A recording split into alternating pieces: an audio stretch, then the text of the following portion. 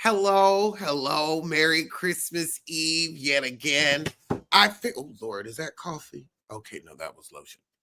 I figured we could come on back and talk about Carlos King's messy Monday meltdown when AIKISHA and her husband left the show on live. He called it an exclusive. No, honey, it wasn't exclusive. They quit on live television to embarrass you. To embarrass you. Now, to me, that's a special FU. Now, you didn't quit in private. You didn't give me the decency to call me and tell me you quit live on air. That's messed up. That is messed up. That is hurtful. Kind of like when the TGIF blew up live on air, or when the Queen's Court blew up live on air, and Kai just said, "No, girl, I'll call you tomorrow. I'll call you tomorrow." They had Carlos in suspended animation. Did you see him? He just was blinking behind those glasses. Yeah, and he had sent out their pickup letter, and so he said, and now here's the thing.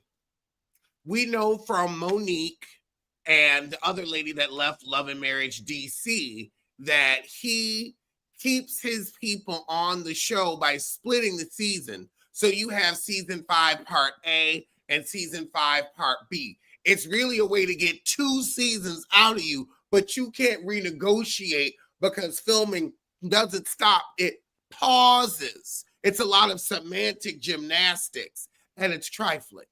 And this is how Carlos keeps paying them people $2,500 an episode, which is why I feel we're getting the sorry storylines that we're getting. I think that Carlos could make interesting Black television, but he lacks integrity and talent.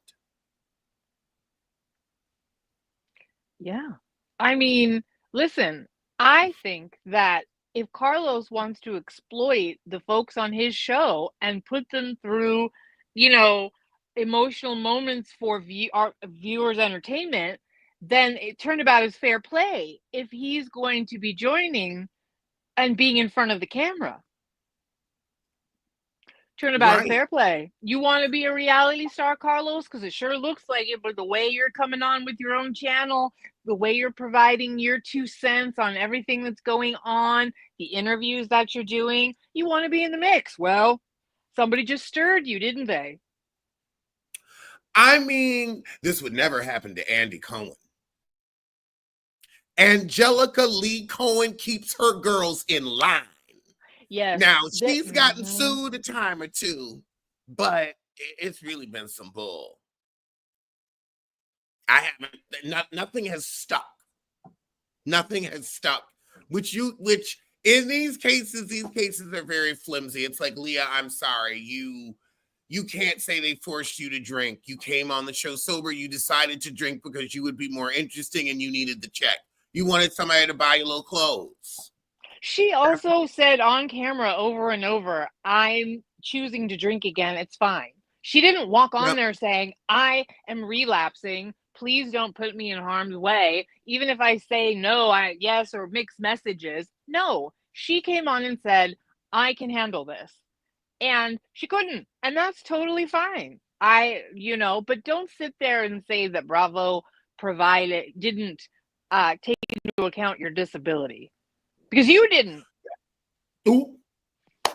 I agree 100%. Now, I want to ask both of you, and Aaron, we're going to start with you.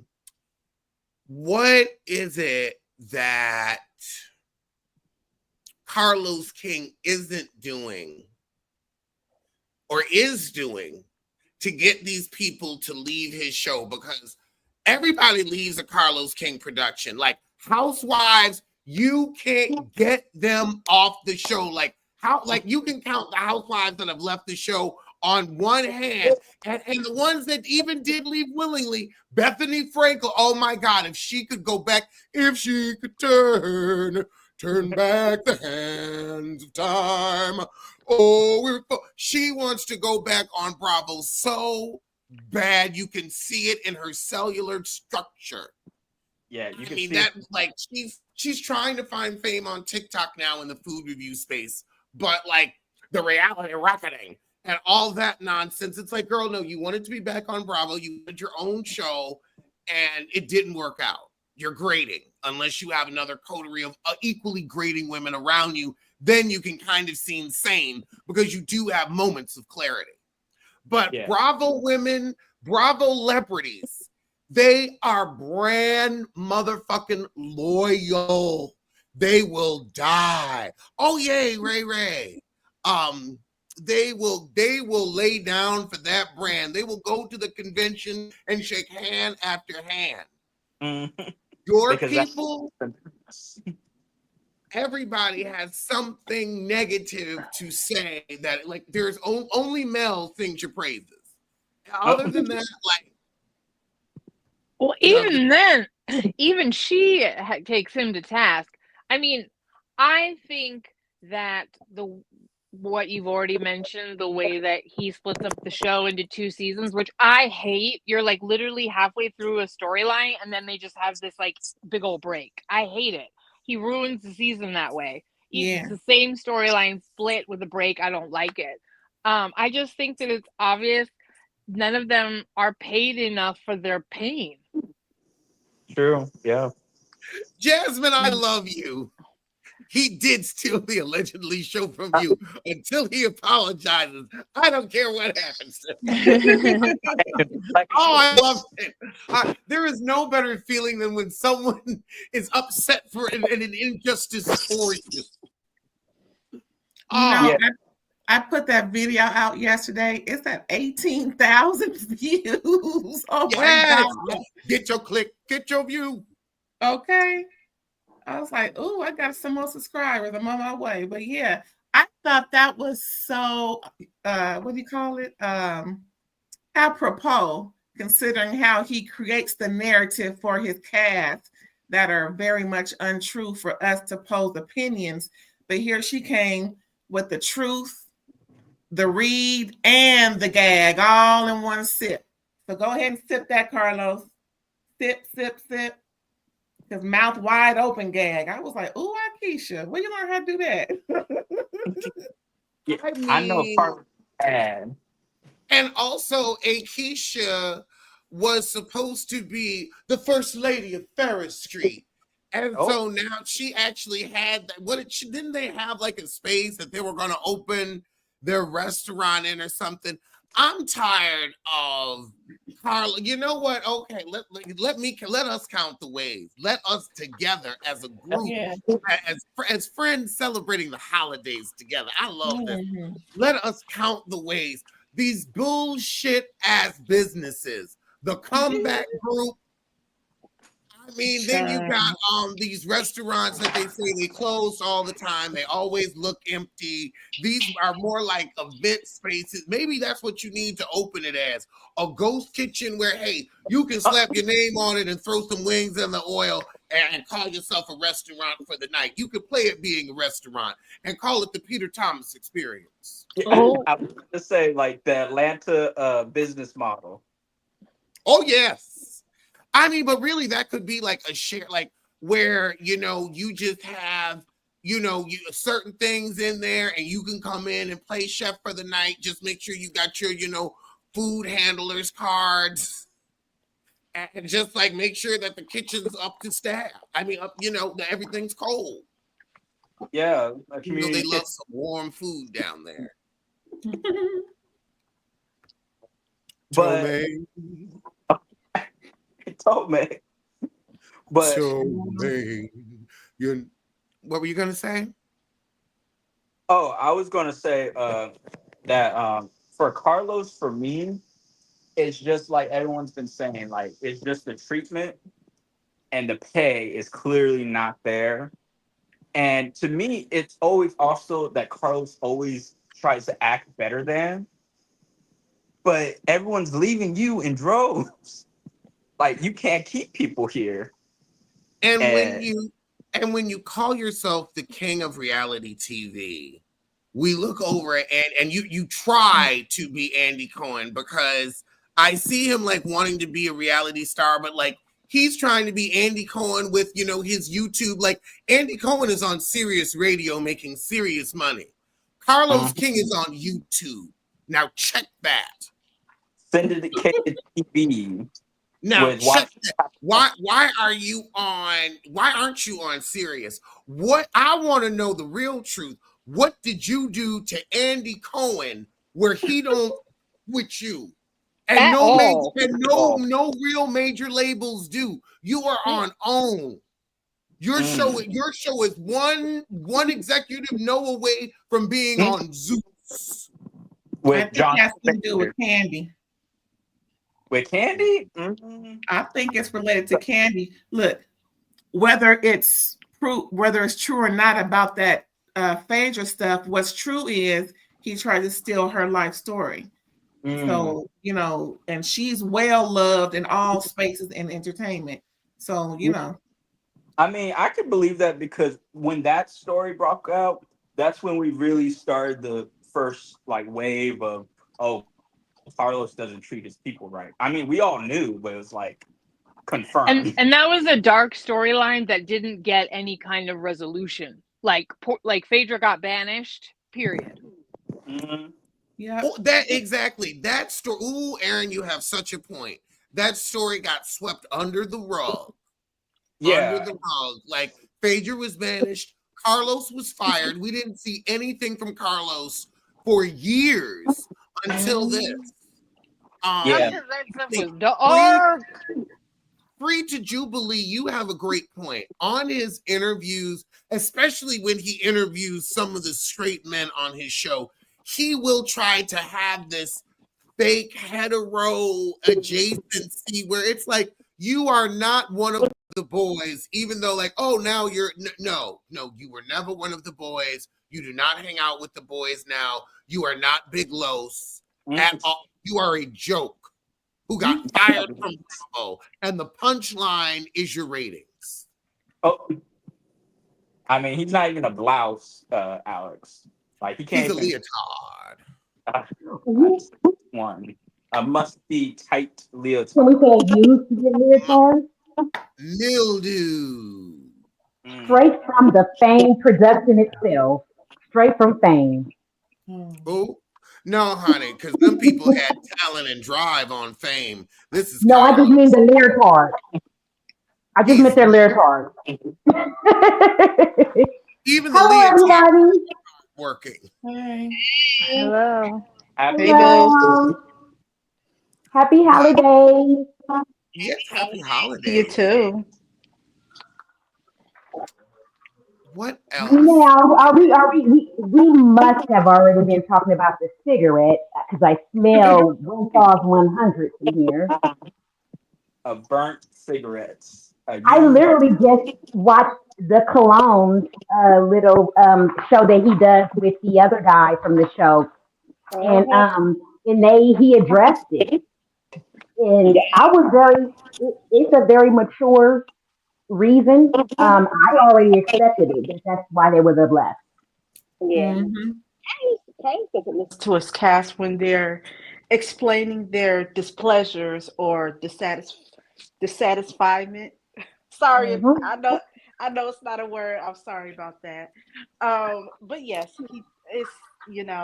First on holidays, say what you want. Yeah, it goes on the old network, so girl, just throw it out there.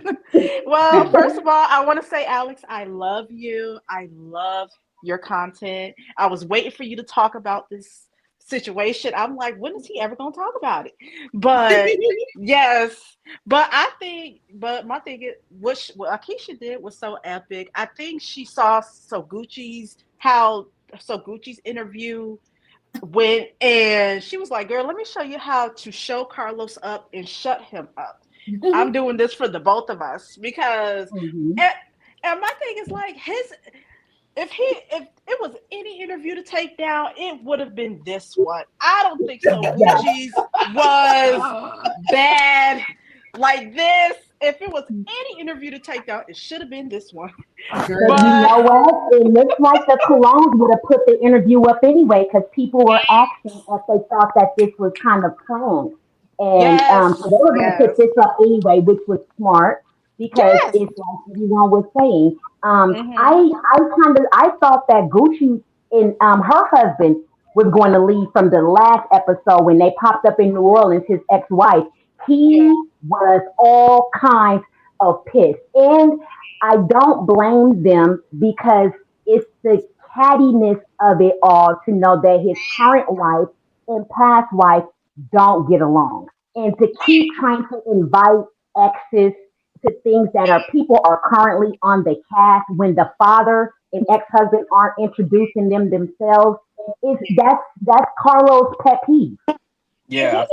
And there was a and at the time there was like a protective order and stuff that they couldn't be in the same room. So it's like, Carlos, you're not respecting what has you're not respecting Hmm. like what the The law. law, or Yeah. you're right, you're not respecting That's it. true. And my thing is, I'm a huge Selena fan, even though she's not a threat in any sense of the word. I understand where Suguchi is coming from, Me because too. if this is in place, then you have to respect that and move accordingly. But of Hmm. course, Carlos loves, he loves the Hmm. drama, and I think that's where everybody is dissatisfied, because you don't care about our well-being, you don't care how certain situations are making us feel, or us having to be in the same places with people we don't care for. You don't care about that. You just want some drama, and and it makes for a toxic work environment. And if you also remember, in a way, it started to look like Kimmy and her husband was going to break ways because it started to get so toxic for her that she was just unwell. And it started affecting him and his relationship with his son Monster because things were brought out in his spaces of school and with his mother and situation. And it's like, in a way, you guys got to respect these divorce proceeding orders and things that are in place, protection orders. Because if you got, I don't, and I can't stand Phaedra, but I'm gonna give it to her when she said that she has been uncomfortable in Apollo's presence and to see how aggressive he was all the time. Mm-hmm. It made her uncomfortable at her own home to where she was cornered in a garage. And I felt for her. I don't even like Phaedra, but when he charged in that garage at her, Phaedra, you better than me because I done found a weed whacker from the been close to me. But they're not protecting these people, and also you got to think of they're not protecting them physically from that. But look at what they push in their face, all of the alcohol that Look at induces. Mel and Martell. Look at how dark Mhm. that is. How much Mel Oh, was dog. subjected to being with around Martell, even when all of that Mm-hmm. was going on. She Well, had to The take it protective to the orders are in law. place. may I Mm-hmm. may I ask I Mel? felt like it was. Oh, I'm so sorry. I just Somebody's want to ask talking. the same thing. I think there are like a lot of micro reasons as to why Carlos King can't keep cast members. I think there are many um, micro reasons in terms of like the myopic view of what is happening. But I think there's a macrocosm of ideas, the Speak universe it. of problems. And this has to do with the fact that Carlos King is always invested, is always, but always invested. Do he have a life? Black, Okay. male, hetero adjacency. That is I don't know how he keeps somebody at home. Like I don't, because he has to be part of the cast. Like he can't just fall back like Andy and let the production does, come out. He has to be a part of it, that's true. and And that's how he draw the difference between the cast and how it is when you sit next to Andy, you know that this been your season. You absolutely. know, he tries to See do more of that. Carlos than And the how he cast. does that is very Right. strategic because the Yes. how he does that is always to draw his adjacency to Mm-hmm. hetero masculinity. He's Mm-hmm. always making sure that he's letting the straight guys know that he's in charge of the He's girls, one right? of the guys. Yeah, I got the girls. All the girls are his All right. friends, and he picks them up off the floor when they get, beat down by their men. And he's always about like, trying to show that, like even though he's a gay man, right? That like the bros get him. That he's Mhm. understood. I can't stand it. They don't care about your cigarette. Oh my! Oh, I want to say words that That the Rudy elder Giuliani like. dye drip he got in his hair. But dag never pressure brain it. No, but like, girl, they do not like you. They're taking your money, but other than that, they would call you every slur under your breath. If this was any other situation, but because you can put something in their pocket, they're willing to put up with you, and you ain't putting much in the pocket. That And part. as he they, because as you see, he tries to really keep that show going with that show with him and Heavenly. And he kept Mhm. the, and even Heavenly people are saying, Heavenly, you're getting too involved in things. But now it's now that that Contessa is back on, he's gonna make Heavenly work for that check. But you, if you look at the how production sets up these things, Heavenly has been to me. I don't believe the rumors. I really don't. But just to put it out there in an algorithm that he is like that, and it's a possibility to stir up the Mariah rumors. I think that is going to push Heavenly beyond over because now Mariah is gone off the show that pumped that up with him. But there has also been many other stories that's come out by several other people about Dr. Damon.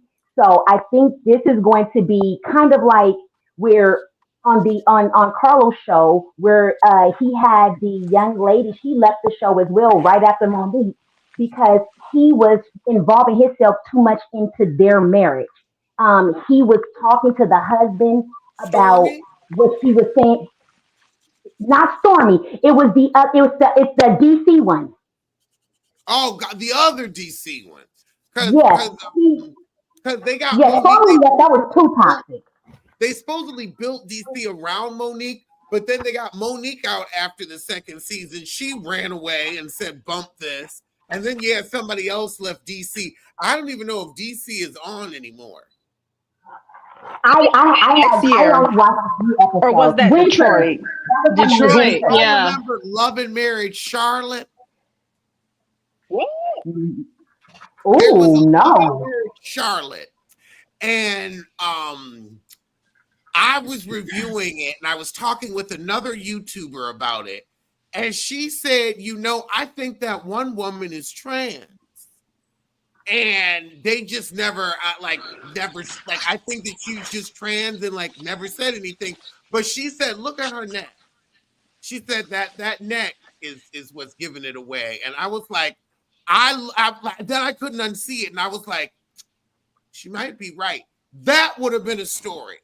That would have One been a plot story. is very difficult to But unlock. but one of the cast members, I'm not sure if it was Cliff or the other one I can't stand, but he made a comment about So Gucci might need to get checked down there because of her features. And I'm like, no, she's athletic. She don't have in places that normally would give you garters. So she has a very sculptured neck, arms, cleavage. You know what I'm saying? So she's very sculptured. And so when you look at her, she kind of do give you strong facial features and A everything. That's strong because she face like don't have Mama no D got a heaviness to strong it. face. Yes, yes, Like a yes. feminine, because there are feminine strong faces. Yes, it is. Angela Bassett has a feminine strong face. You know, Beautiful. Beautiful. But if you remember, I mean, just remember of what love got to do with it.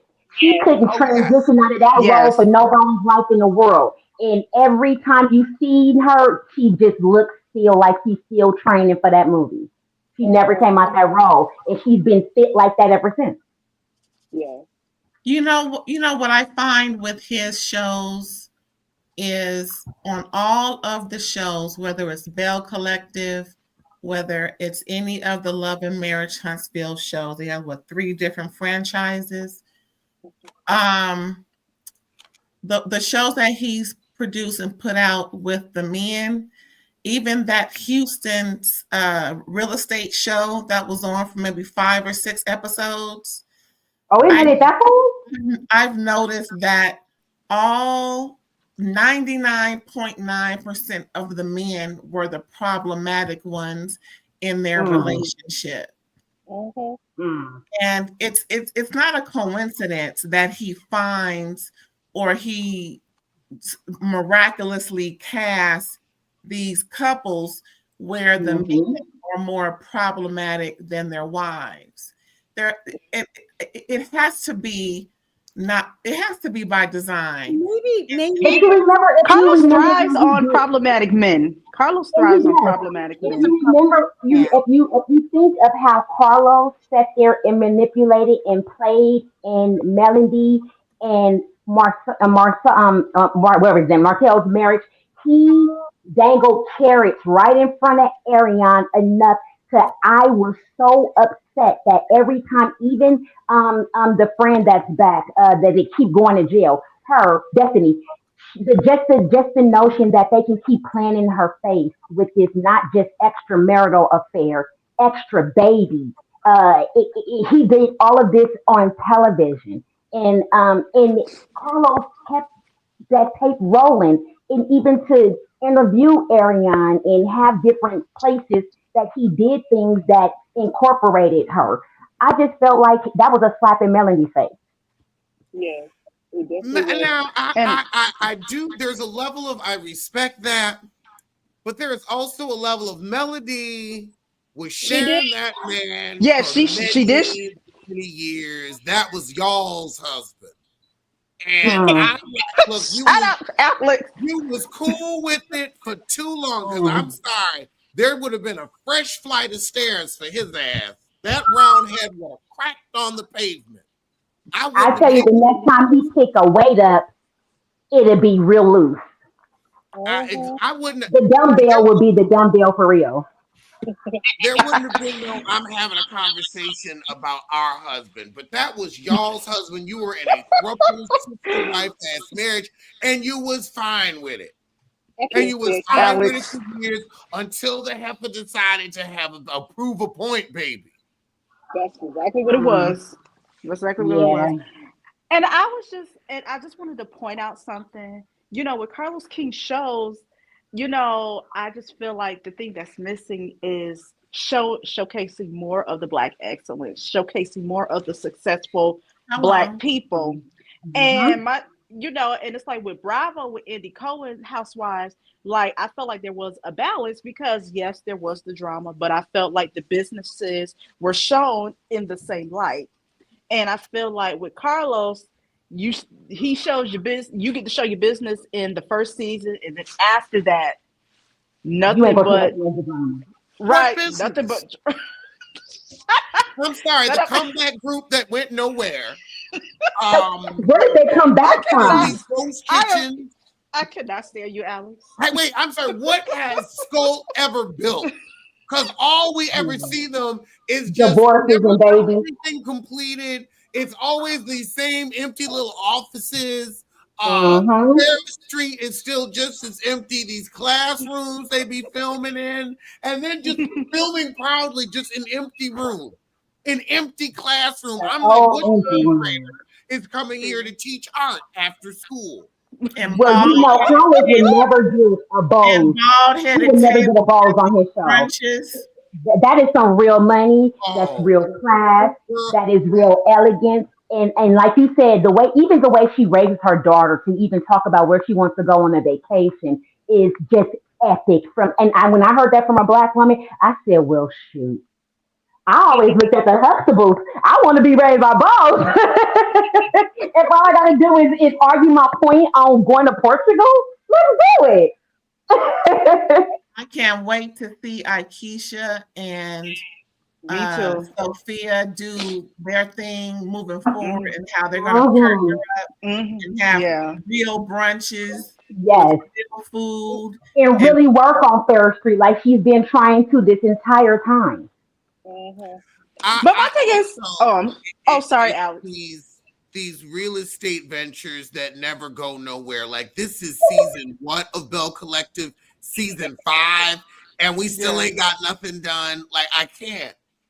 Look, they had more seasons of failed businesses than Toya had. expenses. Alex, you've seen better businesses from Vicky Gunvalson from OC. Ooh, We've Hey, seen. listen, Vicky has you are so Vicky has 4 condos down in Mexico. Vicky has, I mean, listen, we can say a lot of things about Vicky, but you She know, ain't broke. nope, she I never mean, has been. She's had a wrong. successful insurance business from the jump. Even when they tried to say that she had that scandal thing going on, you seen how fast that got out the way. Don't play with her business. oh, She's had a successful insurance company, like always. And Uh-huh. that's one thing about her, right? Like she's a Yes, lot of you things. busy. I mean, You she better be busy. careful with these times. Insurance companies aren't doing Well, the best right now in the news. Oh, wait, hold, she I was also, actually I was just going to say that you might want to just say stick in private sector. Say I do estimates on car brakes. Don't Mm. ever well, say she you does related to anything. she does life insurance, Yeah, but she she does doesn't like this. do, I was yeah, she gonna say. doesn't do health. Well, I mean, I wanted to shoot a couple of life insurance policies, but I'll just keep it like that. I, I've heard horror stories from life insurance too, and when you're grieving too, that's the worst time. My you got mom to just check it passed this right. Saturday, and my Tell mom just passed this Saturday, and they're just now asking us what was her pre-existing. I said the ones you already got documented. yeah, If I tell you anything else, it's non-existent. She had that when she signed up for the insurance. Don't play with me, yeah, like that's not the good time for be asking me dumb questions because I will. especially at that time.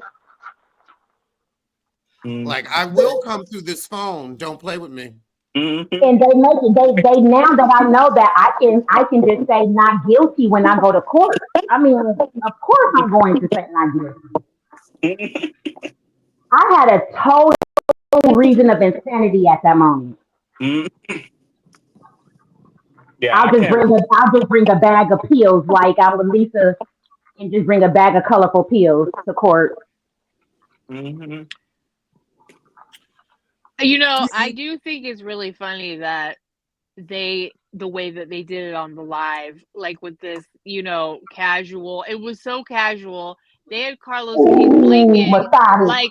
like that man from Up. He in those glasses. He literally looked The like the old mannequin man. challenge. Like Carlos has no friends because no one watched this and said, you know what, we should keep this to ourselves because what? Well, I mean, they were on a live, so I I don't I think think people thought that they screen froze. suspended animation. They Only literally Carlos' had eyes that was man blinking. blinking. Carlos' yeah. eyes blinked about 962 times. Oh, you think he's? Excuse me. You think he's zooted? Well, no, he was just so stunned He because was now he's stunned. got to scramble for a plot line next season. No, because they had him Oh, set up. They were like, "We contracts just came out," and he's he all was like, so happy. "Yes." Oh my And God, Jay Lee's Corner's in the house. Hey, I've been sitting this waiting and listening. Oh, I'm so sorry. You know how it'll hide the last person. I just He's looked been out. a pimping Tom. No, I'm listening. Bailey, I love your channel. Yes, Thank we you. do. And Alex is your supporter. He shouts you out all the time. So that's how I knew about you is through Alex. Girl, let me tell you, she got me these water pictures as a housewarming gift. Jay Lee is my girl. Mhm. Jay Lee is hilarious. So tell us, what are your thoughts on why Carlos King can't keep cast members, whereas Bravo people, no matter what show they are on, they are so loyal.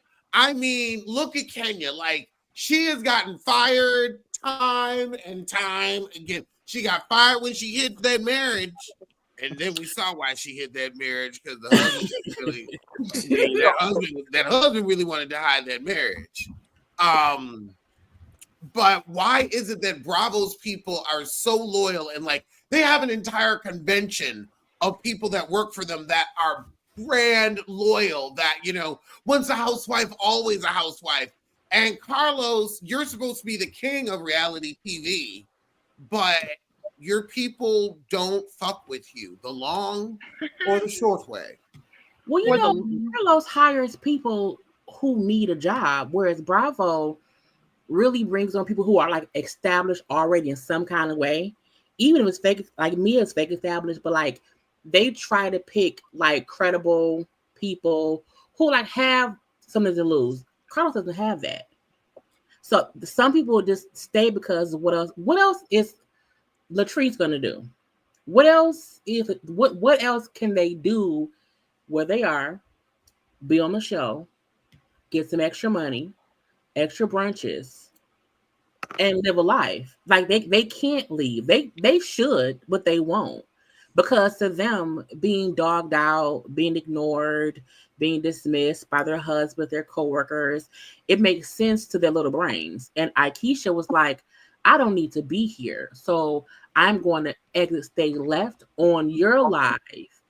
And in the beginning of his live, Carlos said in the beginning that people use his thumbnails, they use his picture to get a check. And I feel like your employee quitting and being the story and not you is proof that stop trying to degrade other people who work with you, for you, or around you. Because even if content creators are taking interviews you do or whatever and talking about it, it's still helping your brand. Wait, So again, what did he say? Because when they were talking about Coleslaw and Martell and how Carlos should, respond to things, he said, well, you know how folks are going to take what I do, put up a thumbnail, my picture to get paid for me because I'm out here, passing out checks for Christmas. And at the end of the live, it was just funny. Someone quit. So you want to speak about putting money in our pockets. Someone quit and did not need your money. Because again, don't try to degrade and speak negatively about people who are just all in the same industry as you. Right. Like, here's the thing, because I know he was talking about me. I made him the face of my live stream. And I am getting a check off of it. But as you should. And he wants. He wants the attention. He wants the attention. He wants to be out and be seen. He wants to be like Cynthia. Also, Alex, he kind of want to be like you too, because you're still able to have your show with Heavenly. Allegedly, he needs his show back with Heavenly. But I think Carlos is so jealous of people like you, Alex, because if he gets like 100,000 like views or something even more, the fact that Alex has such a loyal and like loving fan base, while he has to scrounge for the bottom of the barrel just to get. That's because that's who he is. He is like, the bottom of the barrel. People do not like him, but because he's so like up his own behind, he can't like help but like continue the cycle of, oh, I'm going to just find people who are desperate because those are the only people that will actually follow and like build with me. Well, I think it's also too that he wants to be like Andy Cohen so much that he's literally so much in the mix. He wants the power to be able to use these people like a puppet master, but he also wants to be in front of the camera to give his 2 cents, to be loved and adored. And so, he wants to have this place of privilege in all of it, and people feel exploited. Yeah, and I feel like Andy, no matter like you can like critique him on his personality and all that. Oh, lovely color, Alex. I love the red. A little Christmas. Hold on, what color? Holly, mistletoe. Yeah, this is Allegra from Zoya. Beautiful. He does. I think you have a point, Aaron, that he does want to be like Carlos. And I remember when he did that late night show, which was his own version of Watch What Happens Live. And he was trying to have like this king theme to it. And it was so cheap and chintzy and it bombed. Not even a carnival. Yeah, it's like the way it was set up was just so piss poor. It's like, how can you be a producer and you're supposed to be this king of reality TV and everything is so mammy made? It reminds me of another king that tried to have a party, and then girl, don't it? That If the- TV show, that TV show and that party were real similar, real bald. It reminded me of Karen King. Remember her when she was on Love and Hip Hop Atlanta? Ooh. Remember when she had her talk show? Oh, That's exactly what it reminded me of. That talk show was similar to Being Bobby Brown and how it was just so funny and off the cuff, and it needed so much, invested in it, and it was so just it was just so funny. But that's what his show reminded me of. Was the Karen King show. But speaking of Love and Hip Hop, how can Mona Scott Young, who abuses all these wannabe rappers and groupies, and she treats them way better? Like it amazes me, Carlos, that you have.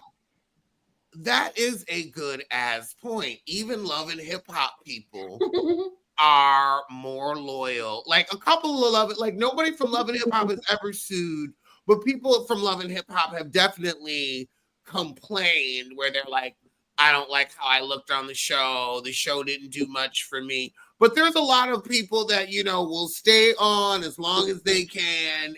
And, they enjoyed their time and got something of a decent check, it seems like. But you want to know why, though? I think on Love and Hip Hop, most of them are already connected in some kind of way to the industry. So they're like D-list celebrities who, like, we knew of Kimbella, we knew of Chrissy bit through Jim Jones and Dipset. Like, I think if we know of them in some kind of way, they have their own fame. And what Carlos shows, he really plucks people, which I think is a good thing, to pluck people who we don't know and make them famous. However, if you don't treat them right, karma will come around, and then slowly but surely you keep losing people. And I think it's because he does the exact same formula that doesn't work. You can't keep picking bad marriages, bad wigs, and quote unquote, country towns that you can kind of make fun of them and they kind of just take it.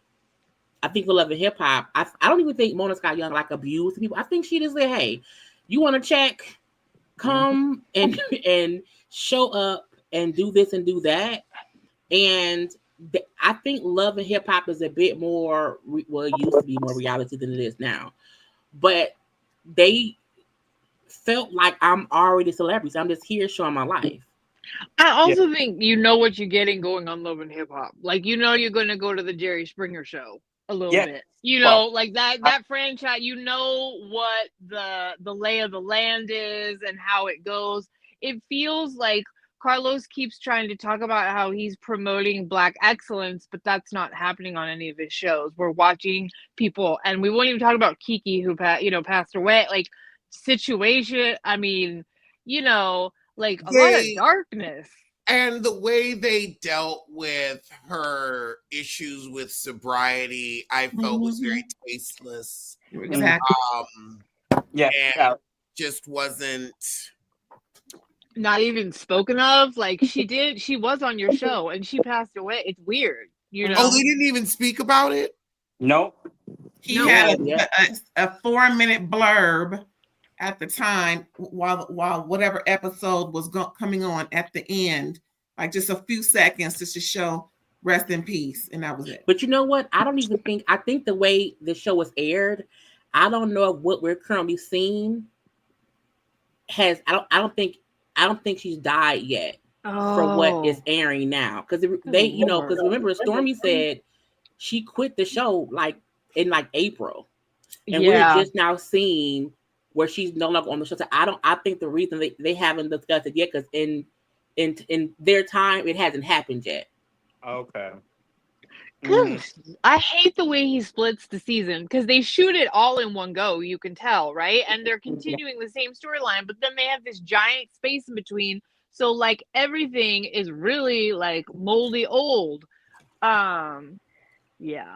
Do you Yeah, think they shoot is like they shoot like a full season. And it seems as if when they're starting a new season, they break up a season. It's weird. Like we'll shoot a whole season, and while that's airing, we break it up, and then we're already filming a new season. But it's like if we're seeing in real time what's happening in real life, and on the show it's old stuff. It never makes sense because then they go on live and discuss new shit, and I'm like, wait a minute, which where are we? Because it's weird how they don't let it be in sync. Like even on Housewives on Bravo, they don't really discuss stuff that's old in new time. They let it be for what it is, and he doesn't do that. Yeah, I feel like when he splits it up, he wants it like, that first part to be discussed, and then it will be still kind of fresh on for the new season. And then when the second part is happening, is like revamping like old stuff over and over, and like they're getting more like enraged by like old BS, even though it was last season for this new one. Or unless I'm like misremembering how they do the seasons, but yeah. I don't think he knows how to do his seasons. He don't even know a damn self. Remember they went on that trip, right? And they were fighting, and then there was a giant break, and we had to wait. But when we came back from the giant break, they were still on that trip. Yeah. See, so it's like anyway, that does not help the storyline. I always find it incredibly annoying because like the momentum of the show is completely gone with the way that it's like piecemealed to us. With how he does it, like I'm not tracking. At least even with Bravo with their breaks, I can track like the timeline of when they're off the show, when they're on. You know what I'm saying? Right. And everything happens in cohesion. Like for all 18 weeks, it's filmed, consecutively. Yeah. And sometimes we will like go back 2 weeks or fast forward a month because like there's a big major event that everything kind of rotates around. But we like splitting it up. It's confusing and it's non-cohesive. Nope. And it's weird because they'll say like they filmed the reunion for Love and Marriage Huntsville back in October. However, they kept saying that at the reunion, they hadn't even seen the episodes we're seeing now. So some stuff that we're seeing now, they don't address in the reunion because they're so dumb. That's so stupid. It's like it's and then to do a new season, it doesn't give any closure. If we can't say, well, Kimmy, you and Mel said this and that at that episode, if that's not discussed, if they didn't see what was said in the confessionals or the other thing. So it's really weird. Yeah, and that's a big storyline to me because the way that Mel was like straight up, you should be ashamed of yourself and then like when Kimmy confronted her, she wouldn't even address it. Like I would want closure from that at a reunion for sure between the two of them.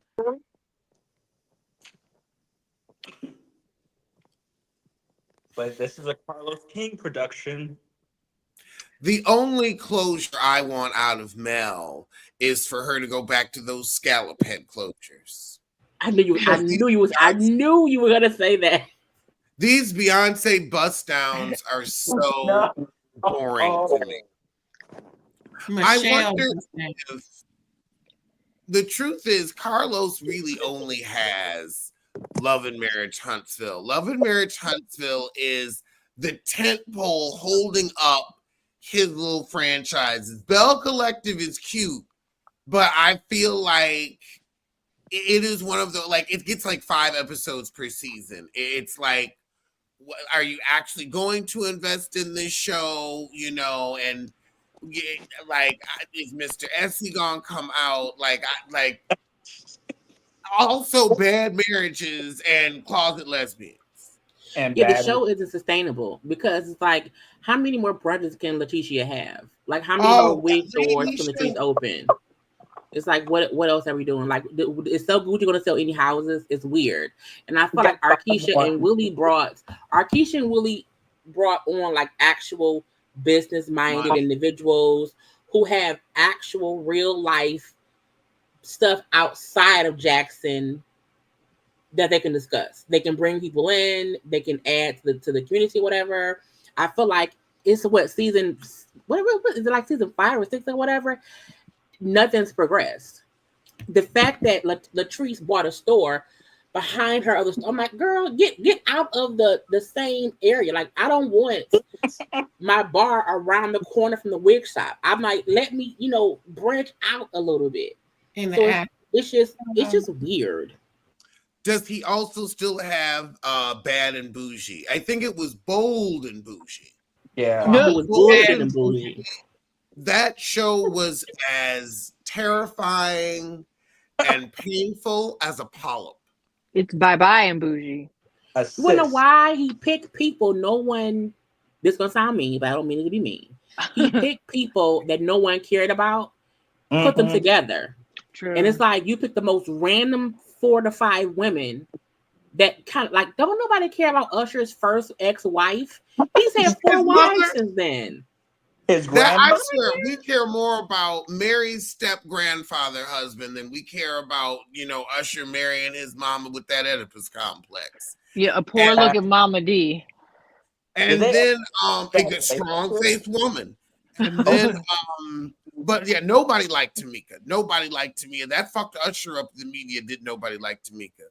And then nobody cared about Crystal Malay trying to build his show around Malaysia, who got ran off of Basketball Wives because she didn't want nobody to know that she was stripping Jamal Bryant for some, for parishioner payments, allegedly.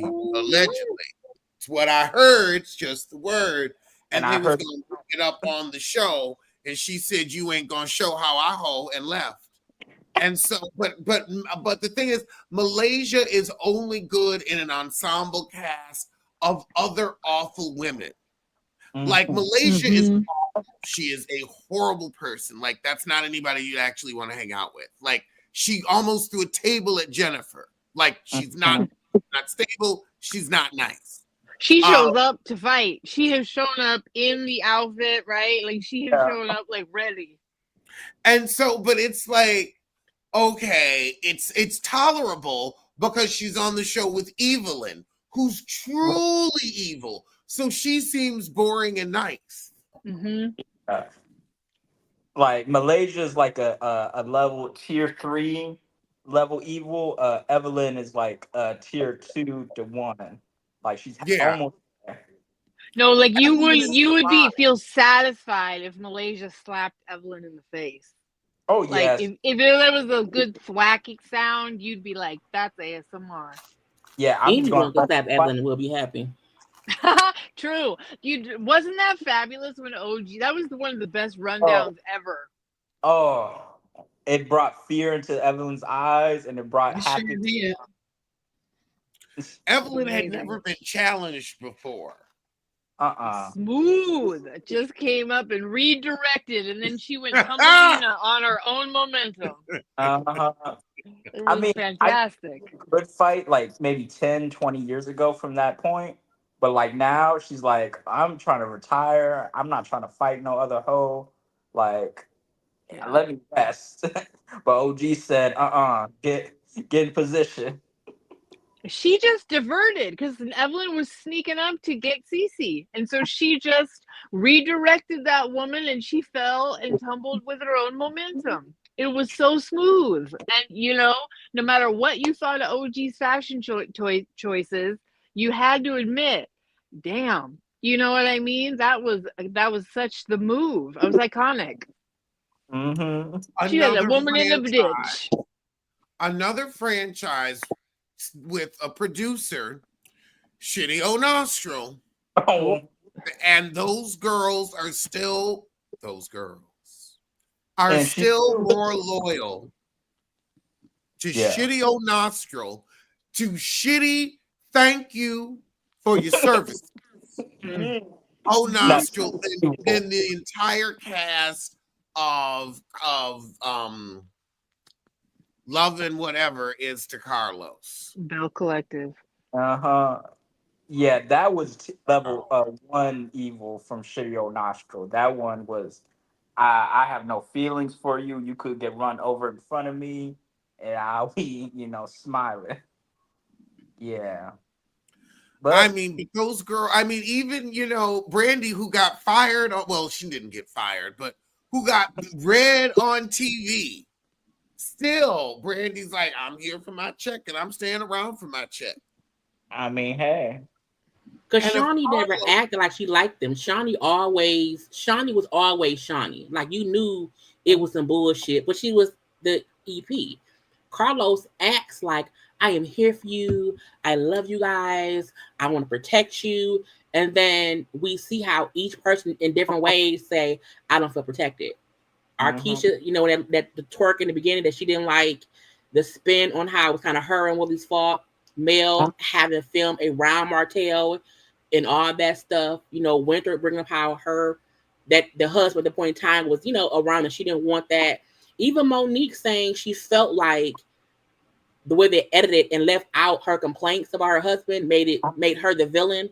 Like, I think everyone had a point in saying, you want me on your show. You make me feel like it'll be a safe space. And then between editing and what you allow me to be surprised with for drama, I don't feel protected. Even with Gucci saying that she had that no contact order with Selena, and even though she knew, stuff, she still felt like, well, can't y'all respect the no contact? And they didn't. So I think he acts like, I love you guys. I'm going to protect you.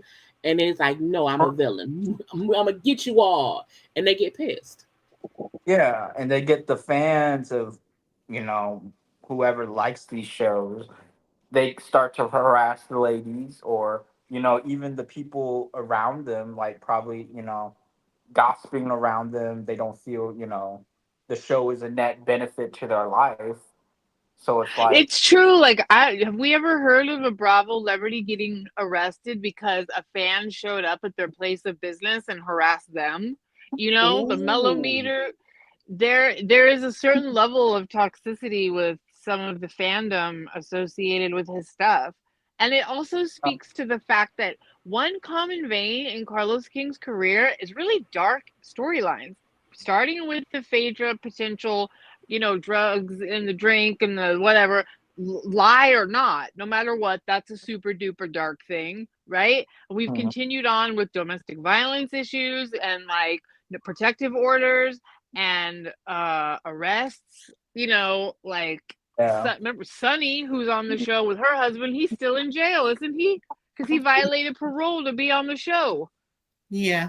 He promotes not just chaos, but just like you said, darkness. And it's like, I think if there was like a major fight that led to serious injury, he'll be just grinning, or try to hide it, Like, but it did. Like Sophia and Selena, didn't Sophia get cut or something in that fight that she had with Selena last? Wasn't like a cut on her or something? Yes. I don't remember that. So I feel like when people try to blame the fans on the show, which I get it, but also don't, because there are many celebrities who have crazy fans who get arrested. It's just not played out on social media. I feel like a part of me feels like Carlos has a team on social media that promotes the bullshit.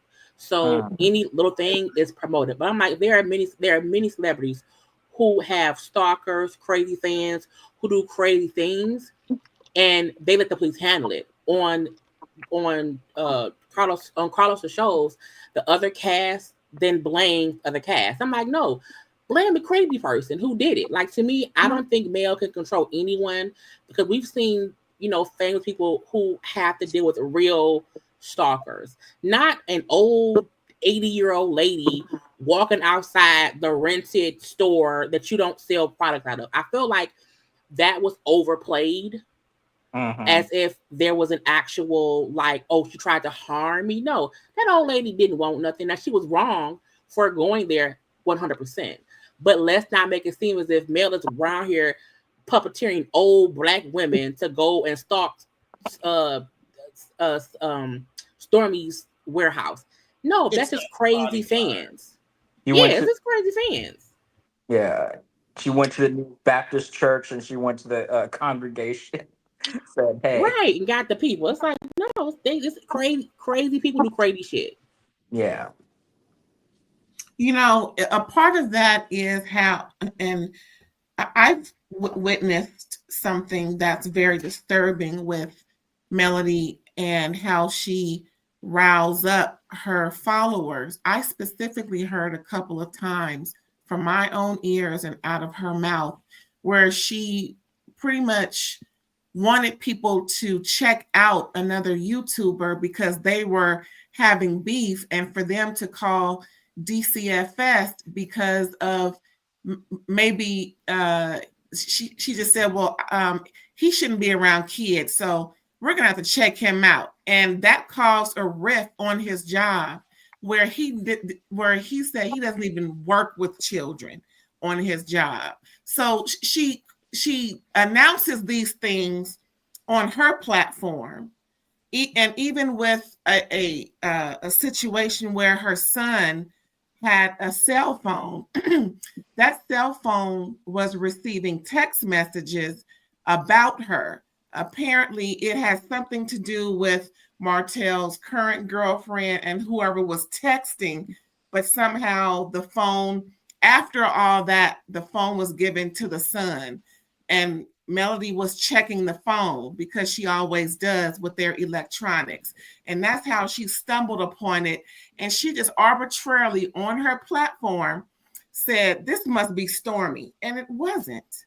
The girl came on to another platform, cleared up who she was, and that it was her and Martell's current, you know how girls do, they talk mess about people, but it wasn't even Stormy.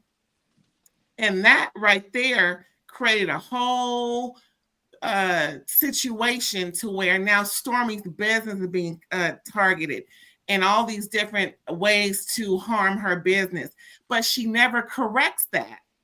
I've heard, I'm not on anyone's bandwagon to, or anyone's whatever. I'm not a fandom of anything like that. But these are things that I've heard when I'm, carousing through YouTube, and she never goes back and says, oops, I made a mistake. That was my bad. She just lets it go. And when Stormy approached her on the show, whether or not she condones it, can you say something? And the fact that Melody said, I don't have to say nothing. You do have to say something. I think the reason Mel didn't about it is you don't want to get sued though. Condoning it. But that's if you admit that you are, if you admit, I'm trying to think of the proper way to explain it. I feel like if I'm a business, if I'm Jay Lee's Corner, and I am on my platform and I'm giving my opinion on something, if I think, because we as YouTubers, we always think, we give our opinion, we make suggestions and what we think things may be.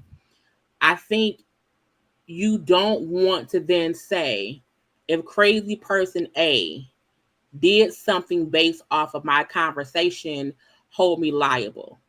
I think you don't want to say, yes, hold me liable, only because you don't want to get sued. I feel like that's the weird line between holding yourself accountable in real life versus being on social media and I am at odds with multiple people, be it she's at odds with Tisha, she's at odds with Stormy, she's at odds with who else? Stormy, Tisha. But she can also say, I don't condone any kind of reactive, point. And I agree. She could. She absolutely could. The difference is she doesn't want to. And I think if you know someone, like I don't condone bullying, I don't condone trolling, I don't condone anyone going to anyone's house, place of business, whatever. However, if you do it, that's not my fault. I would never say, hey, yeah, y'all, because I didn't say I don't agree with that it means it's right. Yeah. Yeah, like I feel like this situation reminds me of how Portia was doing her thing with Candy and the whole Phaedra thing. It's like Mm, both sides, like I think today people are so quick to go on social media platforms and not do any sort of like double checking, like saying to the people involved in, private, saying, hey, mhm. is this true? Hey, Ooh. are you actually, saying this, that, and the third? And like Portia, if they all did this, people would not be, held to these like I feel like Portia would still not be called out for her part if she actually went to Candy in private and not bring it up on national TV saying, hey, did you try to R-word me? It's like, what? And then she's trying to act innocent is like crazy. My Still. only problem with the thing is on Love and Marriages, it's gotten down to a situation where Mel's been confronted by more than one person about the millimeters and Mm. why won't you say anything? So then her silence then can come off like it's condoning. You know what I mean? Because I personally would like to see her say, I don't condone anybody doing anything to anyone on this cast in retaliation for anything. You can make a general statement, right? But we've gotten to the point where it's been like, why won't you say anything? And I feel like there's just this weird subliminal going on there. But at the same time, like, I do understand why she wouldn't want to take any accountability for, like what you're saying, Jay Lee, some other things, for libel or slander. And she also don't like them people. So I think that's Right. also That's I think, yeah. she Yeah. don't like people. So, Yeah. I think it's when when Carlos was it Carlos? I think it was Carlos. Somebody was interviewing Latrice from Bell Collective. I think it was Carlos, Latrice, and Destiny. And Latrice said, if we're on the show and if your fans come at me and talk stuff and my fans do stuff to you, I don't care because both our fan groups are going at each other. So if we're at odds, you can expect me to come out on my platform to support you when you don't do that for me. So I think when I got that point her saying, and I think that even when Mel said, people come at me too, I don't care enough to complain about it. And when I went on social media, like on Twitter, basically, and look at the hashtag for, Huntsville, more people say horrible things. They don't like Mel. The fans do not like her. Like, I think that's the narrative that people forget. Mel does not get supported on social media. If you, on a Saturday evening, if you search the hashtag, she is getting ripped to shreds. For those wigs. And it's the fans of the other girls, and it's fine. I think her point may be, I do not think Mel supports the thing people are doing. I also think she's not willing to say, hey, it's my fault, let me fix it. I think she also thinks the other cast members, fans, go at her. Even the stuff that Martell has said about her, no one has went and said, hey, Martell, you should not try and do revenge porn against Mel. Not even Carlos, not Tisha, not Stormy.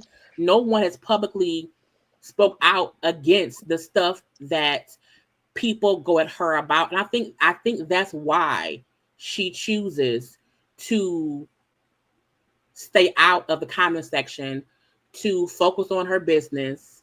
And when she do get messy on her lives, I think she feels as if I'm playing the same game. But I think she's also learned from that, because recently she doesn't even discuss the show. I think she felt like, okay, if y'all want to keep coming at me, okay, I won't say anything about the show.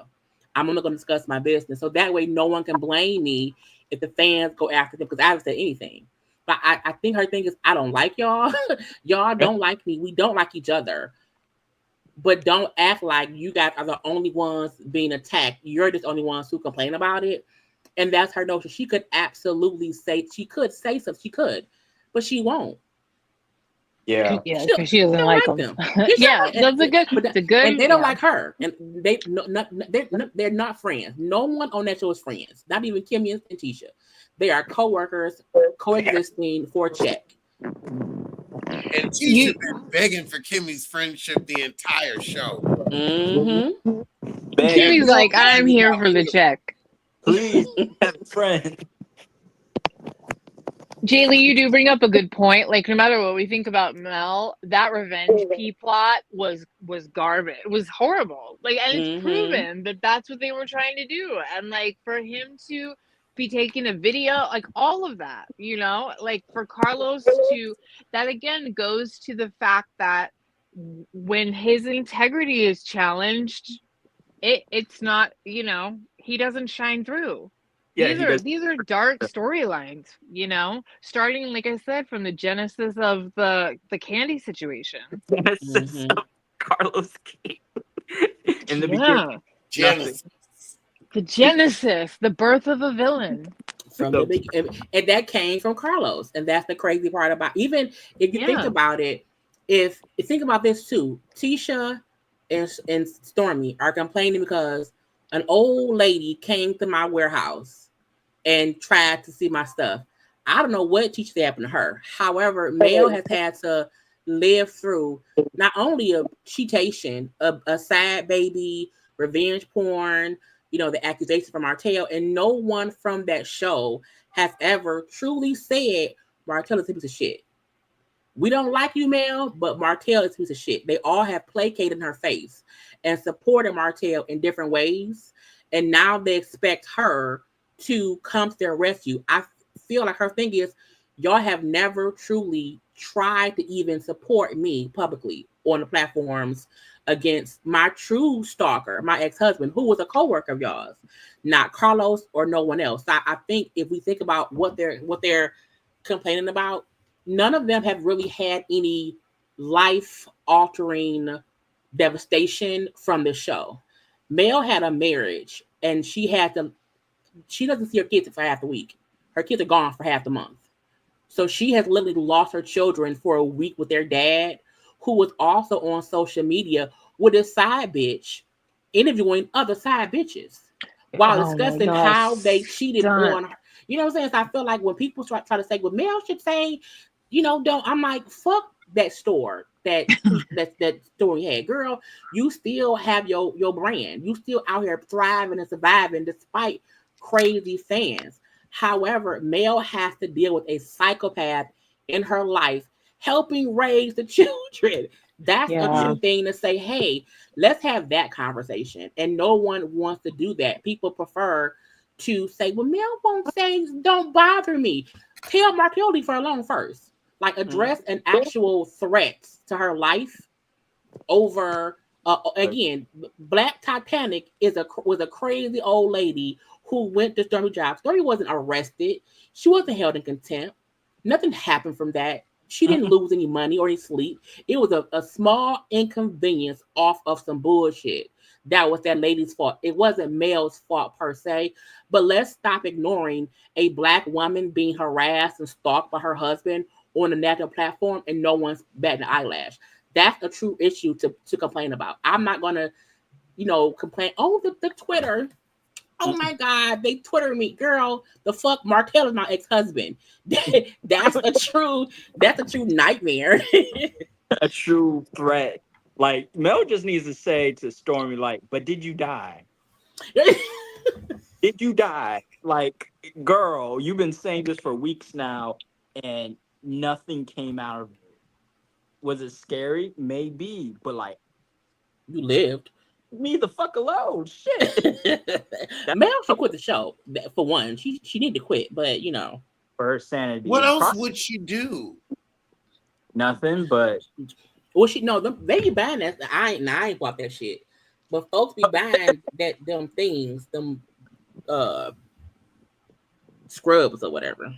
Oh, is that what she's selling? She can't survive on that. She told Kiki this show is her bread and butter, and that's why she left Kiki alone due to all of the charade she was doing with her, as if Kiki was doing it by herself.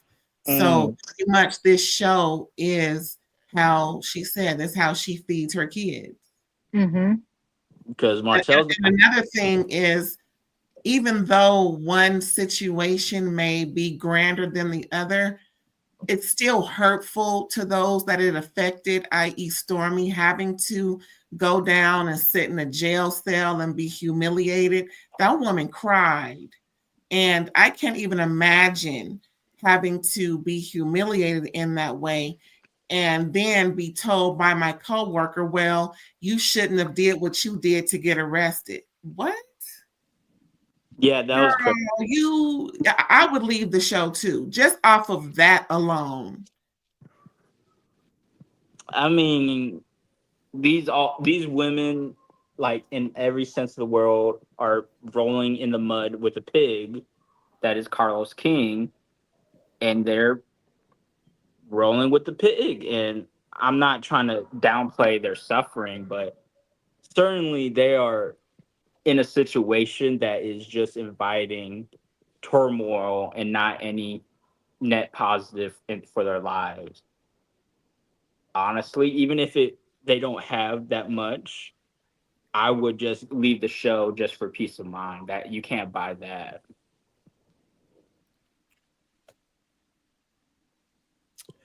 I mean, these are valid reasons why Carlos cannot keep decent cast members. Right. And the thing is, this is also across all franchises. This is Huntsville. This is DC. This is Bell Collective. Mm-hmm. It's not like you could just say, okay, this show just happens to have high turnover. We're still figuring out the cast. The only common denominator is you. Carlos King. Yeah, but we have so many other examples of when people get on Bravo, on VH1, hell, on WeTV. Logo. They're loyal to the network. They're loyal to the people that give them their chance. A lot of people will get on Al Gore's internet today and sing Mona Scott Young's praises.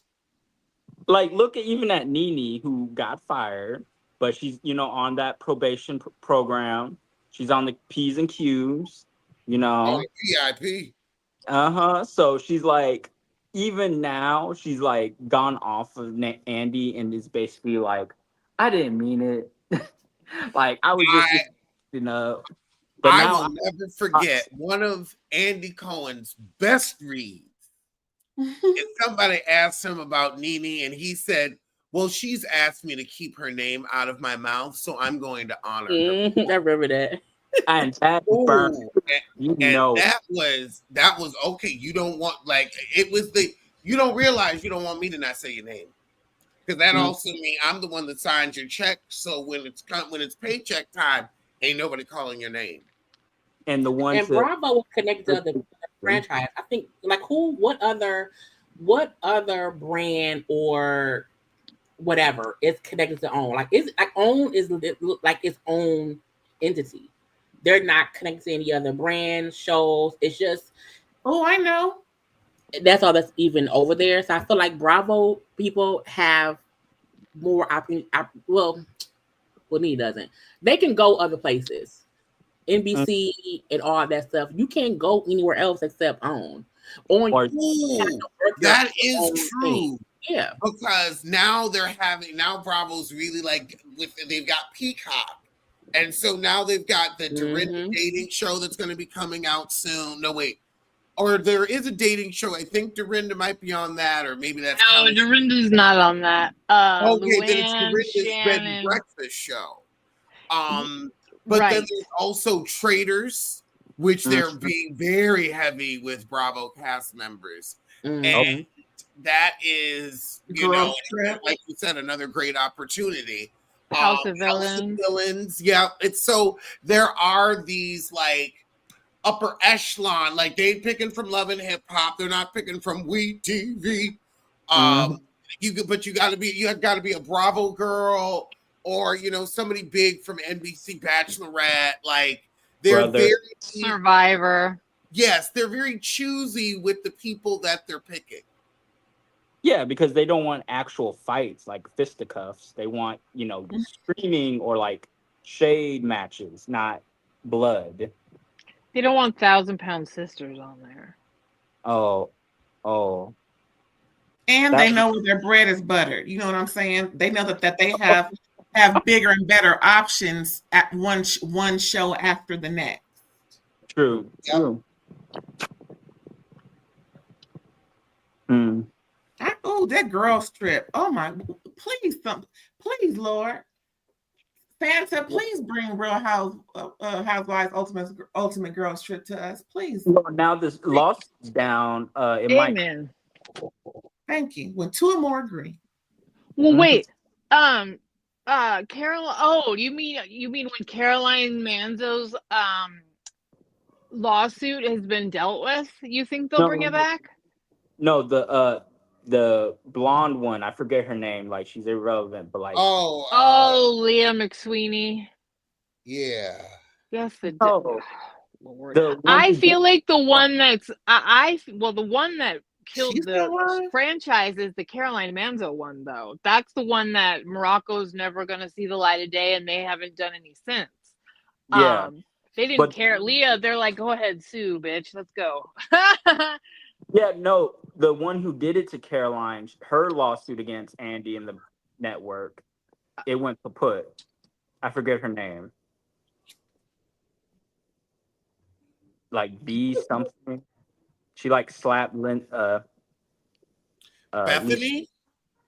No, not Bethany. She was blonde on B. Are you talking about Brandy Glanville? Yeah, Brandy. Oh yeah, Brandy. Well, that I guess it's back on because she has lawyers again, but her lawyers dropped her, and that lawsuit was like dead in the water. Brandy needs to stop. She's got enough problems. She needs to get her health back on track. I do feel like Bravo really abandoned her in the whole situation and, need to take responsibility. But yeah, I want Girls Trip back. This is ridiculous. That's what I'm saying. Yeah. I really do believe Caroline Manzo just doesn't want this season to air, like, period. And I'm like, fine, then don't air it and keep it moving. Yeah. Like, what's happening here? More than that, the situation, she's like, oh yeah, no, don't bring that out. Well, whatever. Caroline Manzo was also writing letters of support for her brother-in-law that had her sister assaulted by mob people, giving him a discount to their wedding. Like, the caliber of Caroline Manzo. You want to talk about my family? Yeah, they're all a bunch of, questionable people. Yeah. So, yeah.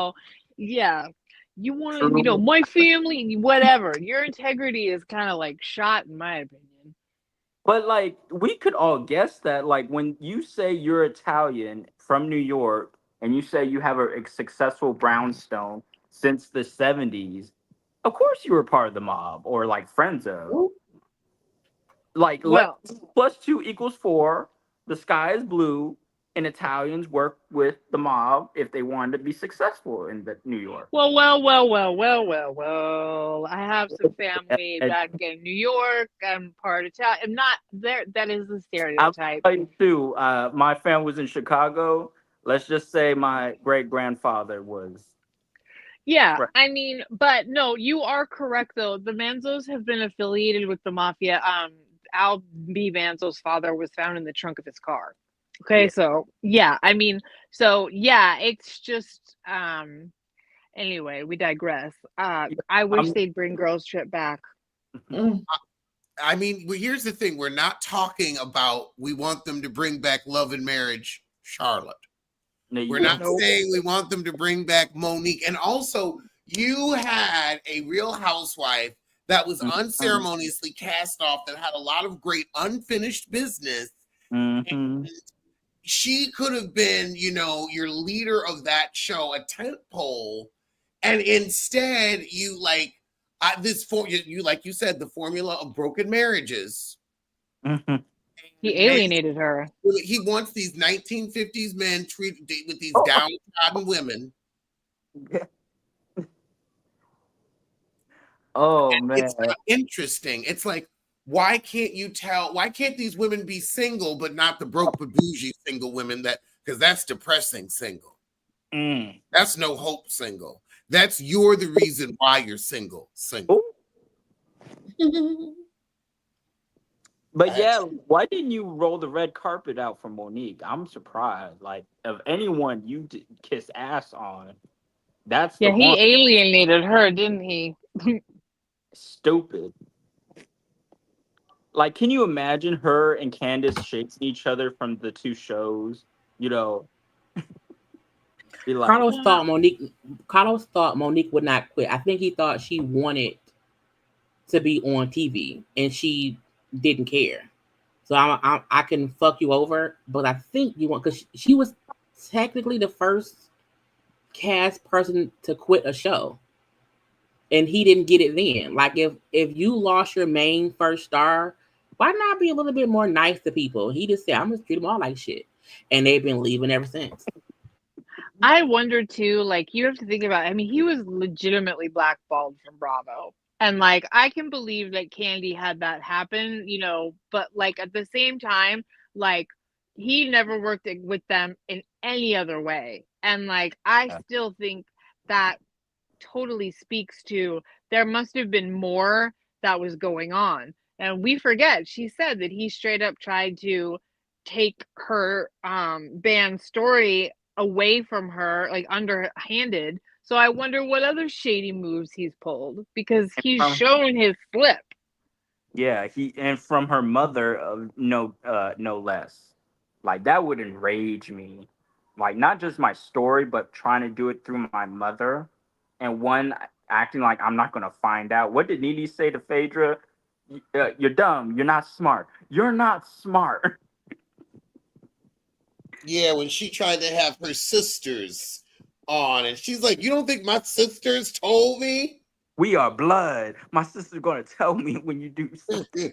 You are stupid. You are not smart. I'm not stupid. You're not smart." Oh, I love it. My favorite.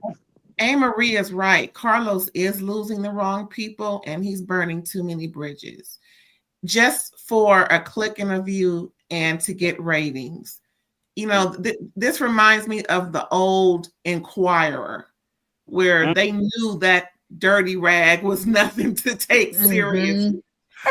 Oh my God, when they would have Bat Boy on the cover, I would always point it to my grandmother and try to get her to buy them. And remember the pop balloon with that boy? Like, they were thinking it was a UFO, and he was stuck for a bit. That was my first memory of the Inquirer. That's what his name gonna be, Carlos the Inquirer King, if he don't stop with all this foolishness. Have a quality show and stop worrying about the salaciousness of it all. It's gonna backfire, because eventually we already got a dose of him ignoring a court order. Essentially, it's what it seemed like to me. I could be wrong, but so he's already dabbled in the litigation of it all. So he doesn't want anything full blown coming at him. Yeah, don't mess with the FCC. They will shut it down. Well, that's like asking water not to be wet. Carlos is going to be messy. Water can't not be wet. To be messy, but like, look at Housewives. Like, we've seen on Potomac, like, if the storylines get too dark, it's not fun and interesting. Like, we're enjoying Beverly Hills and Salt Lake because the plot lines are light and funny and it's dynamic. And also, we don't want to talk about bad marriages. Like, we don't mind somebody going through a divorce or whatnot, but that shouldn't be the focal of the show. Yeah, you can't. Oh, sorry, Aaron. Go. No, go ahead. Oh, I would just say, like, even if it gets dark, it's respected, like a divorce. It's like the ladies are not going to rip into. Well, I think I'm sorry, I'm talking over you. I think it's clear that there's like abusive crap going on, like the level of toxicity of some of these people's behavior. If there's a protective order, you should feel protected. You should on your job. Like, it's kind of that simple. If someone has done something illegal, to you, like, you know, the level of kind of threats that Martell has done towards Melody, like, she should feel protected. Anybody that feels what? I don't think he should be on the show anymore. I agree. At all. Like But Carlos won't get rid of him. Like Carlos, the police might take the footage, and your TV license to be on like any like platform might be revoked if you continue doing this. TV license? Are we in the UK? I think there is one for like these shows, right? Or am I wrong? No. That's okay. Why they can make them. That's if you think, oh Lord, they don't license this crap. These people aren't even employees; they're freelancers. So, who? I mean, there's like FCC, but that's just like this curse word. You know, that's like certain. There's no morality. And that's for broadcast. Police. That's not for cable. Well, reality shows. Someone who can get this stuff down, or at least give them a warning to like shape up. That's what. If you keep having people who don't care, the shows will continue. I feel like if I think the reason we see so much toxicness on the shows is because some people don't want to even live their authentic life. If I can avoid talking about my shitty life and I can make it about your shitty life, then that's always the narrative. That's why we're 8 or 9 seasons in discussing Martell and Mel, who were divorced 4 years ago, because the other cast don't want to discuss their real life. Even on Bell Collective, like, where does Glenn work? Where was his job? Why did he quit his job? No one wants to discuss that. But let's talk about Fair Street, this fake ass product that I want to have renters on. You keep having people you keep having these cast members who want to hang on to whatever negative, toxic storyline that they can go through and not have to thread their own life. And that's the issue. And I think even for the current season, if Mel isn't willing to discuss her and Martell, then what is left to discuss? Maurice's DUI. Like, let's get off of my shit. What about your shit? Maurice?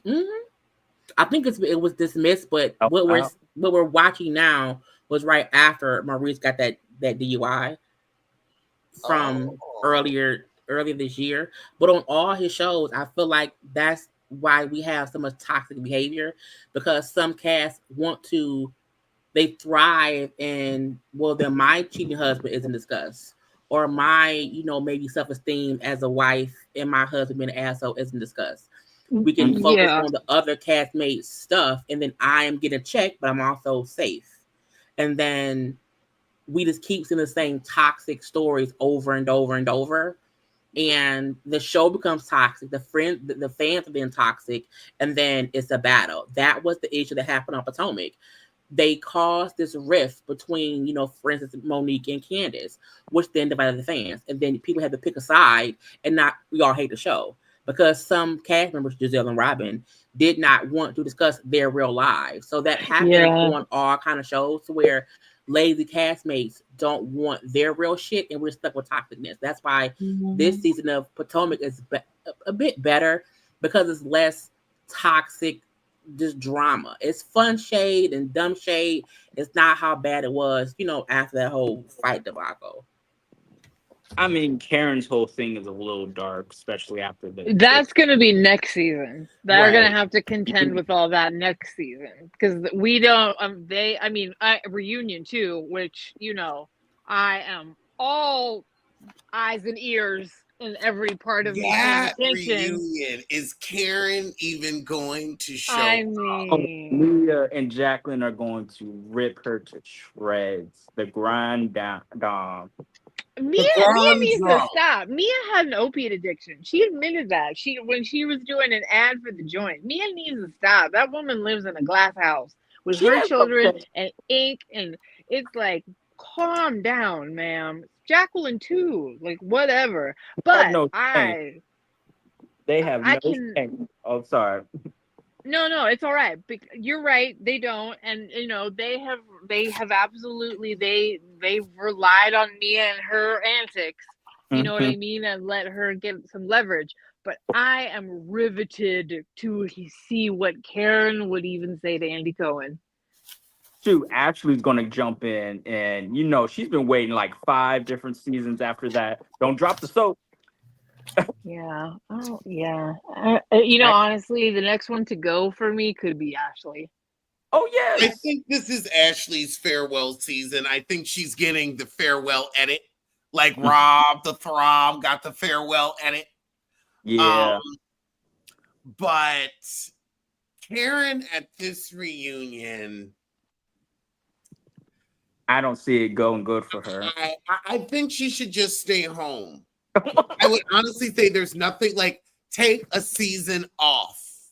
Yeah. It's not like I feel like because Bravo wants to look, more responsible about alcohol in the workplace. Take the season off, have her pause, bring back the Grand Dame after, a little rehab. Maybe the show is too much for her. What kind of switchboard line? What kind of 1992? You got call waiting on that Joker? Rotary. Girl, exactly. Oh, that phone. You can hear that phone when it hang up.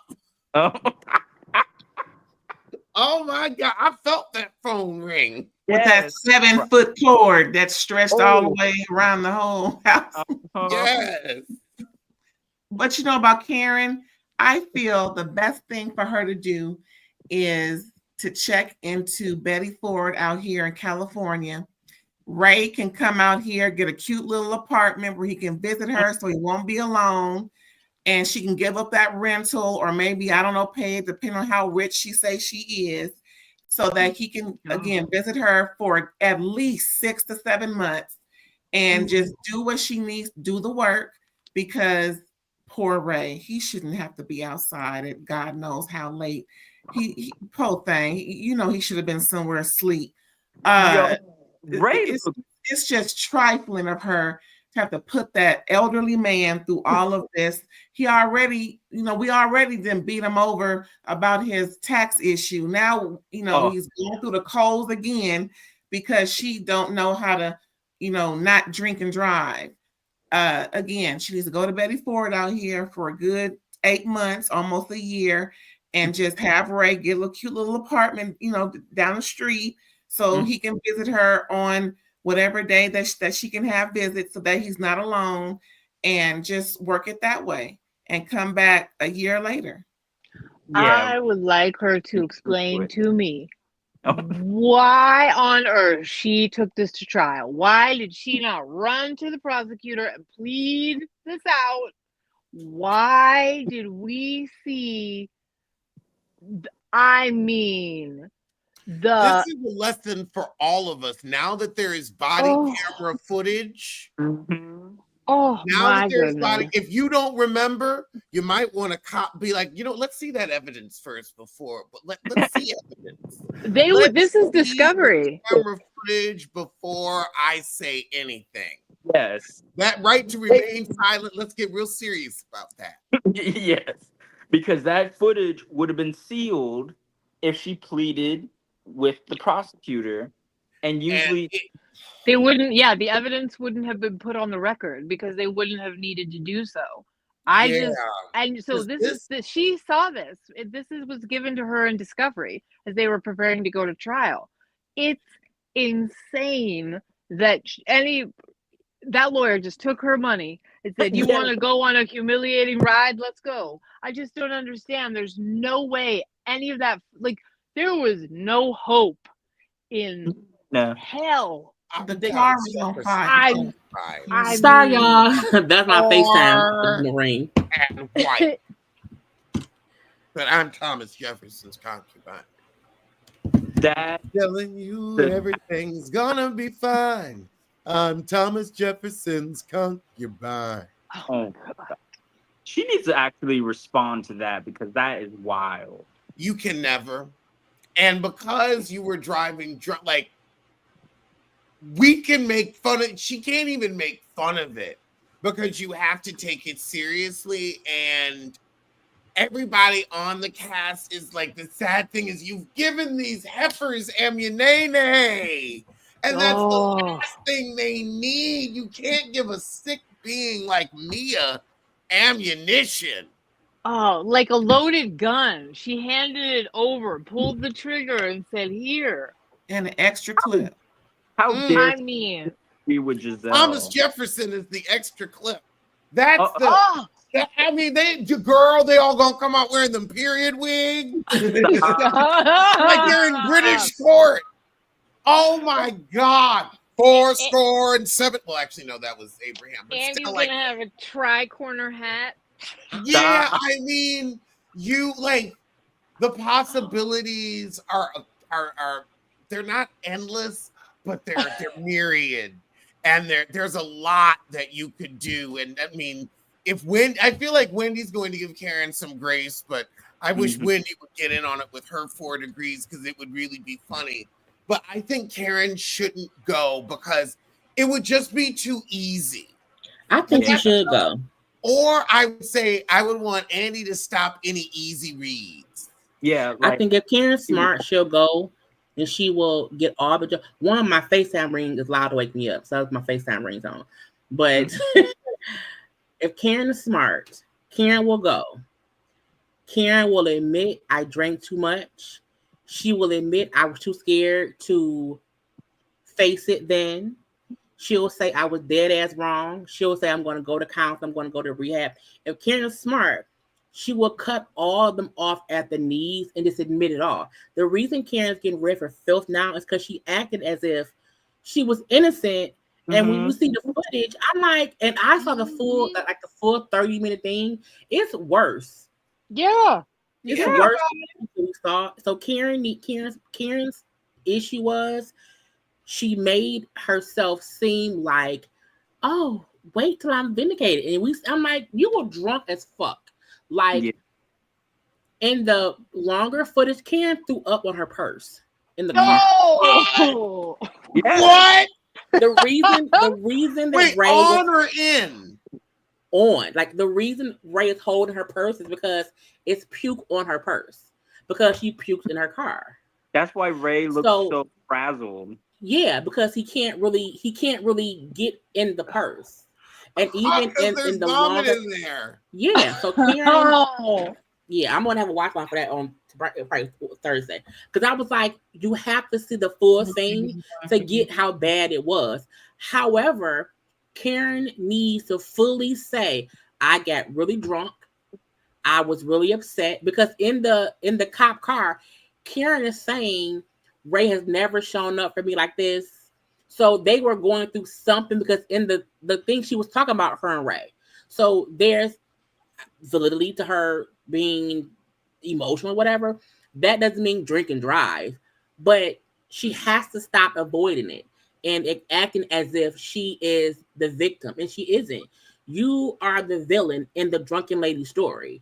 And if she says, yes, I was drunk. Yes, I was wrong. Yes, I need rehab. Yes, I was too embarrassed and full of myself to address it. Then they can't read her because she admits it all. Oh, no. Now, Jay Lee, I love you. Like I love my luggage. But this is Real Housewives.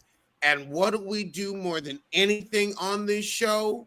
We belabor the point, we bemoan the point, and we beat a dead horse. Well, no, they can't do that. But once they do that, it's not as if Karen is having to fight them. It's just them berating her. And she no longer has to be defensive. She can give in and give in and give in. And then she's the victim. You want to know why? Because I admitted my wrongs. And you guys are beating me up. I'm an old woman. What an old husband. She would become the victim. Because I told you guys I did it. And you guys keep coming at me. I'm so emotional. Oh my God, dead mom. You know what?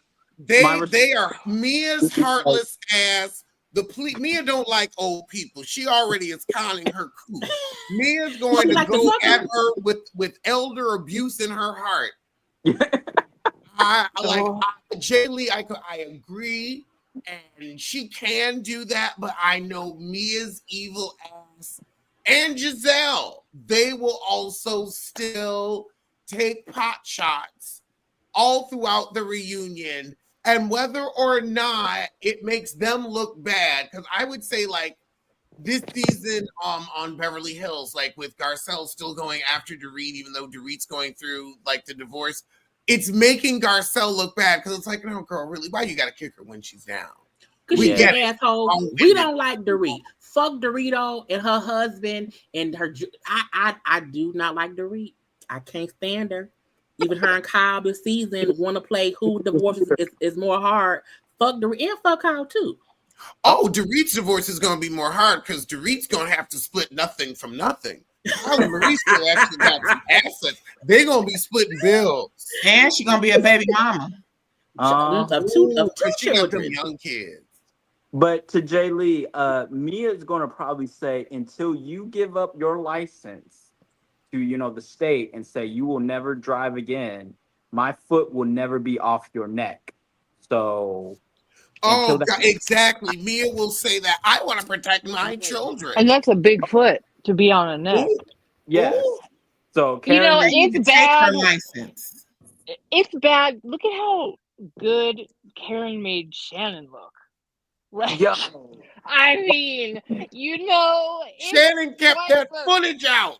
See, Shannon paid $75. Ooh, that's why John Jansen ran them pockets. Yeah, listen. Shannon paid $75,000 to keep that, and they still talked about that footage. But to keep that footage from out there, she knew I'll lose more than $75,000. He ran her. Now we know why he ran her pockets. She is somewhere like, woo. Listen, I mean, she's like, money well fucking spent. Money well fucking spent. And when has Karen ever really just laid down and admitted something and been like, you're right, I was wrong? Like, that's the thing. And I find it insane that Karen didn't do that from the jump. Like you were saying, Jay Lee, that's why we're all sitting here with our mouths hanging open, because it's like, why did you even try to act like there was a possibility you weren't like, and this was so bad. You're acting like, oh, it was a mistake. What, lady, you threw up in your purse. You had beer bottles in your car. You called yourself Thomas Jefferson's concubine, and you want all of us to look at you and think that you were just emotional? And Karen thought she was too famous. Karen thought she was too famous in Potomac to want to be held liable for the DUI. I think she thought if I pleaded, the footage may never come out. I think she thought I'm going to get off. I don't think Karen ever really thought they would find her guilty. And that shows she's stupid. But hopefully she's smarter now because like all of the footage is out. Yeah, she needs to fire her lawyers because they should have explained this in great detail. What is going to happen if you do not take this plea? And yeah, they just took her money and just sat down and said, you know what? Just roll the tape, roll the footage. And the thing about it is, we know they saw the footage because before they went to court, they were trying to get the footage withheld. So like you saw the footage, you knew what was said, right? So like you knew what happened. I don't know if she thought it won't come. I don't know what the fuck Karen thought. It's the weirdest thing ever. But I feel like Karen has to face it. I don't think she's ever done something that was caught on camera that was this bad. Like the bad wig, the slurred speech, the stumbling to walk, the Thomas Jefferson concubine. I don't think she's ever, and Karen may not have watched all the footage. She may have thought I was a little drunk. I watched myself stumble to the ambulance and that was it. I'm like, did you not watch all of it? Did you watch only watch it all? Because if I had saw that, I would have give me the 60 days. Now I will go right now. And she would have done maybe 2 days. It's Potomac. It's not like she's going to prison. It's her fault. So whatever, and she won't get jail time. Karen don't need a license. She needs to go do some community service. She needs a little bit of rehab, and she sit down. I don't think she's gonna get jail time. She could not have seen all of it because I would have never said trial. Yeah. The Grand Prix thinks she's too much. Like she is the was that term? Thoughts of grandeur or something. Delusions of grandeur. Delusions of grandeur. She thinks too highly of herself to think she can be held accountable. No one in their right mind would have saw that and said, okay, and she's appealing, girl, by her and Martell needs appeals, need to go sit their ass down. I wonder if they wrote that response before the footage came out. Yeah. I think they probably wrote that before thinking we're going. I don't think they knew the footage would come out so soon. The footage came out like the hour after the verdict. Someone was sitting on ready, just waiting to hit post once it came out. I don't think she thought acting like Fulton County. Yes, I don't think she thought it's gonna come out. I think the same time as the response came out from a lawyer, the footage came out. So I don't think they knew at the time that we saw the footage. And at first it was like one clip, and then so I think they thought, oh, she's a little bit drunk. No, man, we seen all of it, and it's like, no. And you know who's Southern District of New York put it out. And you know who's the most pissed right now? Charisse, that she was right. And to be calling her out now, she is a drunk, a lush herself. But guess what? She takes Ubers to take her to the bar and back home. Yeah. I'm just so shocked at like the complete lack of common sense to proceed with this.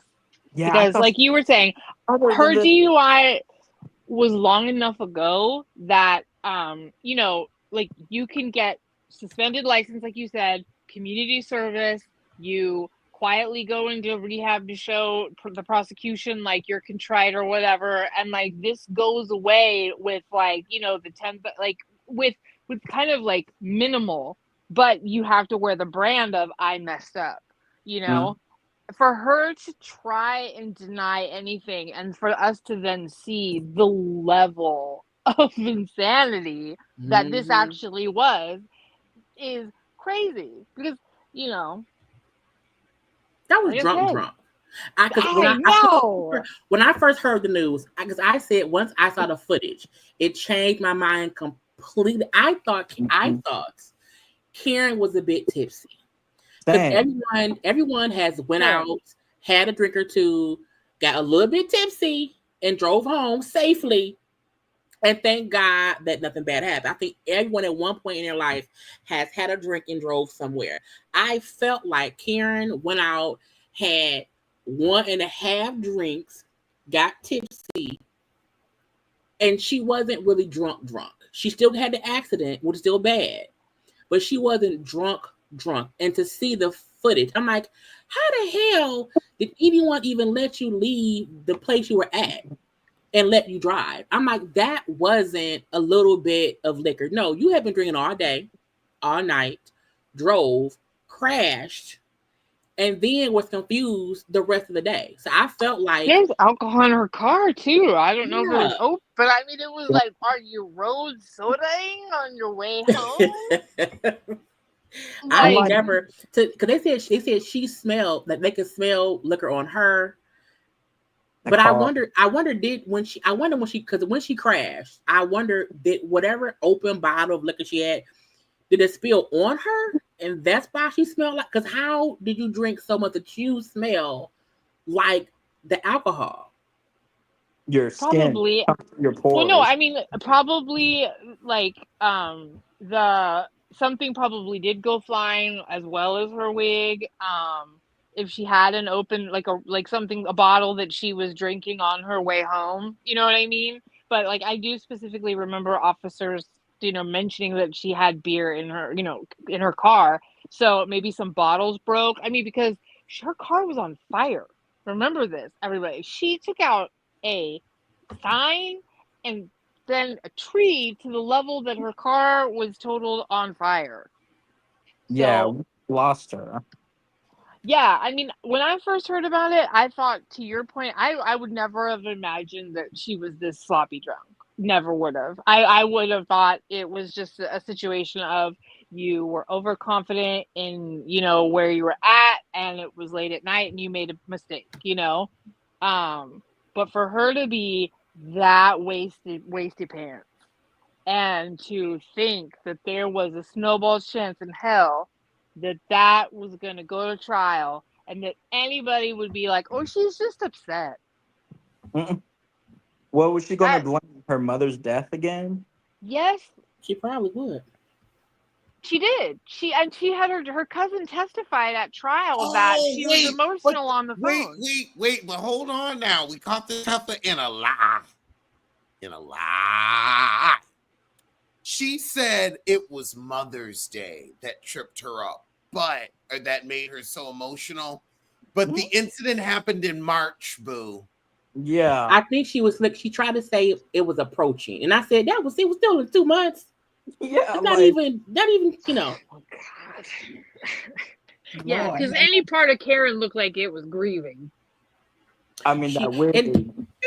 And again, I get, because, you know, I have 2 dead fathers, so I get it. Death and grief does hit you periodically. However, you can't use that as an excuse to be drunk and crash the car. You can say, hey, I was sad, I had some grief, but you can't use that as like, oh, that's the reason. It's like, no, you still were irresponsible in your grief, because people die every day. People grieve every day. There are people who have lost parents, children, siblings, and all that shit. And we can't use their death as a reason to excuse our bad behavior.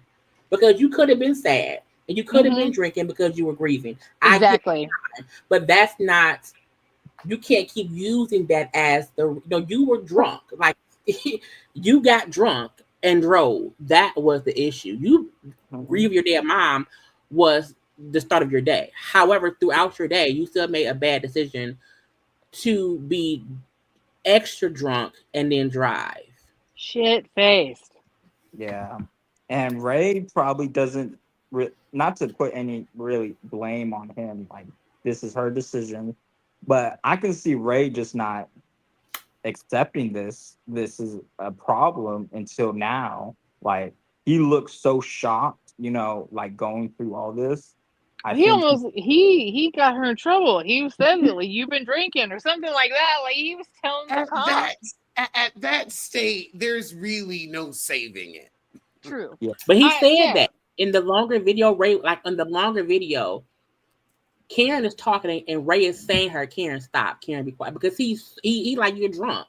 He said you can't fix, like, if this one you can't fix this, like, and she, because she was so drunk, she like, no, we're gonna leave, and he's like, no, you stop, just stop talking. He wouldn't stop talking. So I think Ray was asleep. Okay, he got up late. He was tired, eyes bloodshot from having to put pants on at midnight to come to his crazy ass wife. I think Ray was probably shell shocked from one. I know my wife drinks, and she's probably drunk and drove before and never crashed. And I told her stop doing that shit, and now look what happened. And I pull up here, and your car's crashed. There's cops everywhere. I can't fix it. All I can do is say, Karen, shut up. And she wouldn't shut up. She just kept talking. And I think he was like, I can't fix it. Like, you're busted. I'm rich. I hate you. Andy Cohen calls me the Grand Dame. I don't know why they do, but they do. Yeah. She gonna learn. Because at this point, there's no other. She can't avoid her consequences now. She just can't. Even if she doesn't go, she can't escape it. She can't just disappear for you. Even if Karen come back in if she skips this next season and comes back after that, they're going to bring up why he's been gone. Yeah, she can't escape it. Well, and she needs to. She's on a show. She's enjoyed the benefits of fame. We've all loved the Grand Dame. We have a parasocial relationship with her. We ride for her. We don't want to get in the car with her anymore. That's for damn sure. We don't ever want to get in the car with her. Oh, I could see also it just being a bow out. Yeah. You think so? I mean, I could see her being like, I'm going to take a year, maybe even 2. Yeah, 2 And seasons. then she told Bravo, I'd come back for a girls' trip, but I could see her just being like, what would really be the point? And Bravo also, there was that blip that they don't know about their future with her. Mm-hmm. I don't believe that. I think other castmates have done dumb shit and came back and lived through it. Look And at Luann. Teresa went to prison for years. Teresa, Joe both was in prison. Andy's been drunk before. I'm not trying to minimize the thing, but I don't think this should be a thing that gets her sat down. I think she needs to own it. Like you can't go away with this because it's too public. You can't be Karen Huger and I'm the grand dame and people love me, and then you have a hiccup and you leave. If that's live your real life. You can't say, Mia, be honest, and you up here lying. Face the music, and if she does leave, she shouldn't come back. If she does leave, she shouldn't get girl trip. If you can't live up to this thing and go through it, you don't deserve to be on a different show on Bravo because you can live through your own truth. Yeah, and Bravo is like very fair with stuff like this, but both like Andy and the rest of the producers and executives, they get really irritated really fast when housewives mess up or like something big happens in their lives, and they're like, "No, I'm in a private time. No, I can't share. No, You are on this show for a reason. You were happy to dog on the other wives when they were going through their stuff. Ashley, Giselle, Robin, Candace. But now that you're on the hot seat, you just want to run away or like, and like you said, Jay Lee, if she leaves, no, you don't get any privileges.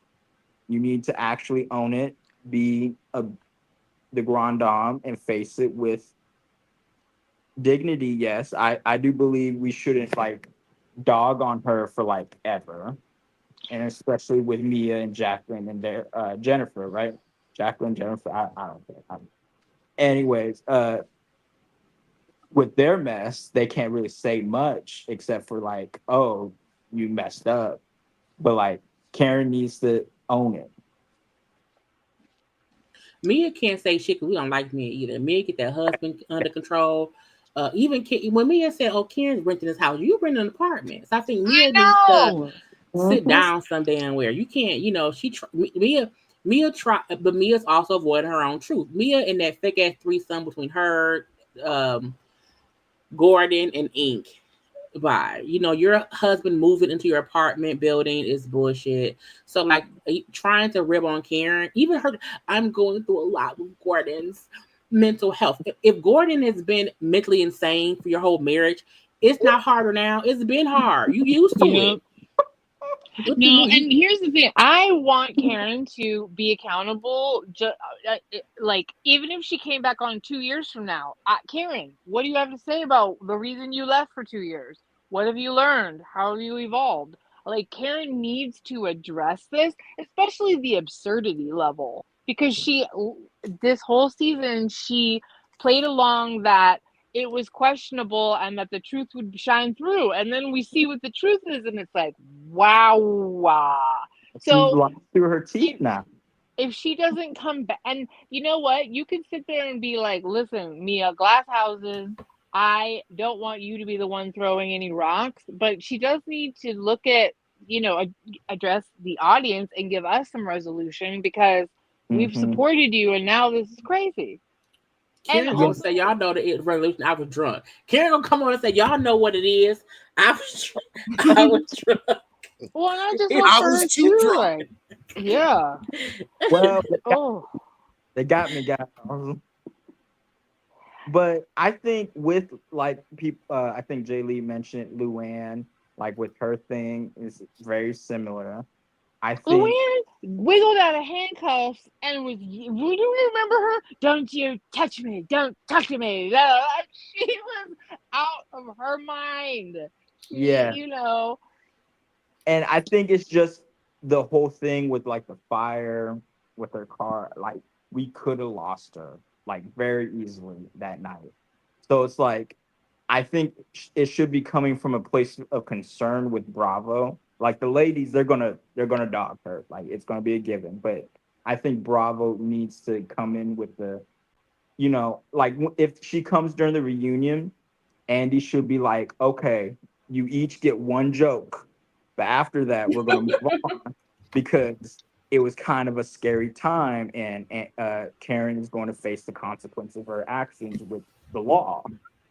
But like, you only get one joke, and we're gonna move on because because it's not even funny anymore. Because I think seeing how seriously drunk she was at this point, it's not even like a laughing matter. It's like trying to joke on her will make them. It would be like, you can't joke about drunk driving. If Karen's smart, she'll be an advocate for drunk driving. She'll show us her in rehab. They will, have a whole thing of it because that's something to do because she has to go through that, She has to, regardless, she needs like to have some dry years here, ma'am. Just you need to not even try to, like just show us that you're going to live a puritanical lifestyle for a minute. Sit down. I think Karen should be able to drink. Karen should not be able to drive.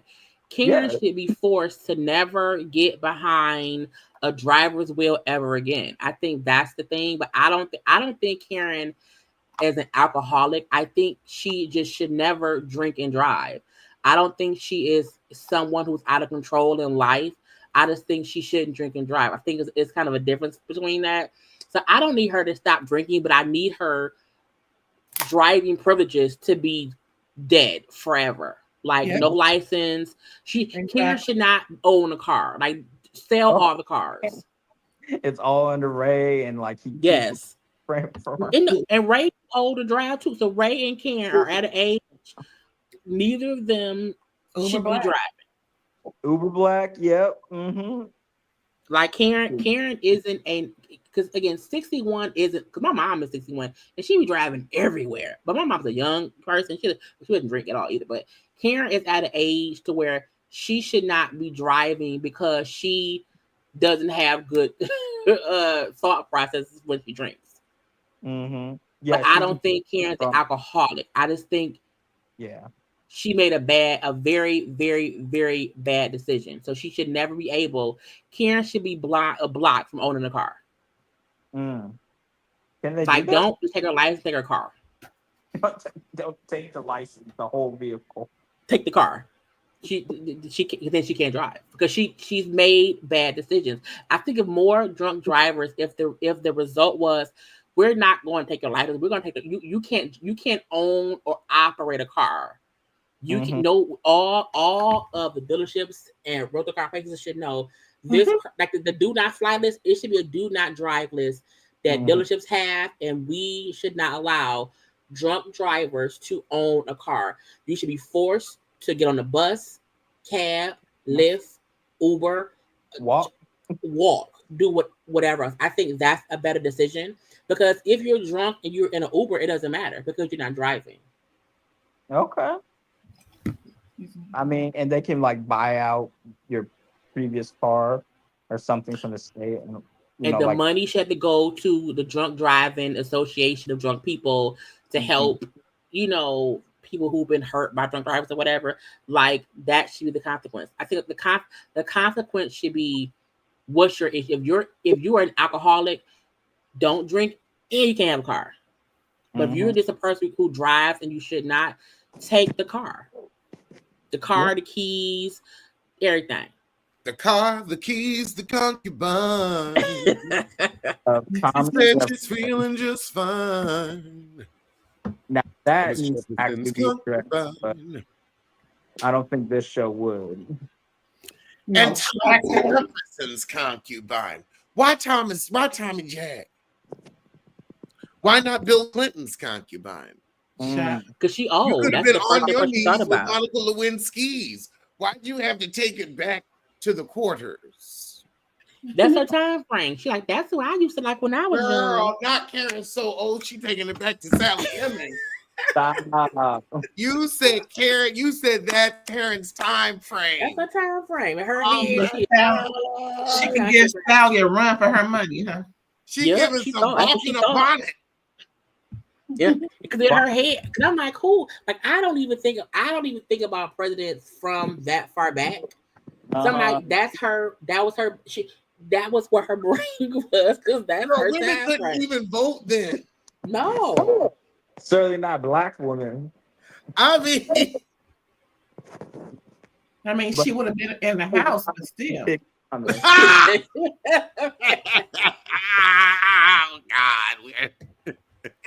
she would have been in the. That is wait. hilarious. IP Freely said y'all are wild. No, her on camera saying I'm Thomas Jefferson's concubine.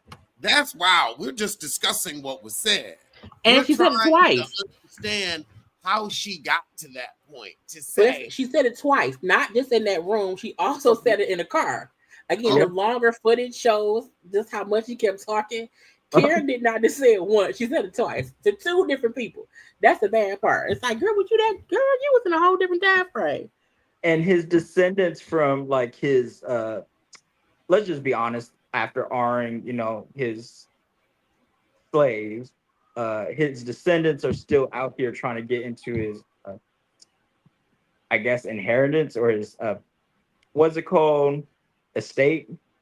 Yeah, they're still trying to get, reparations from that. So it's like, Karen, what are we doing, girl? Karen drove and got so drunk and crashed her car and thought she was a slave again. That's the bad part. That's how hard that car crashed. Thought she was a slave. Not anything like Karen, like.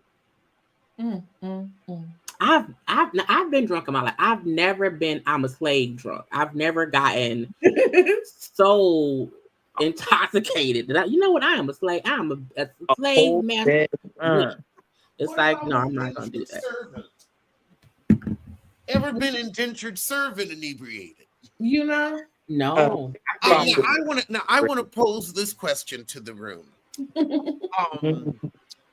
Now, we said that other housewives have done things that are just as bad or as on par.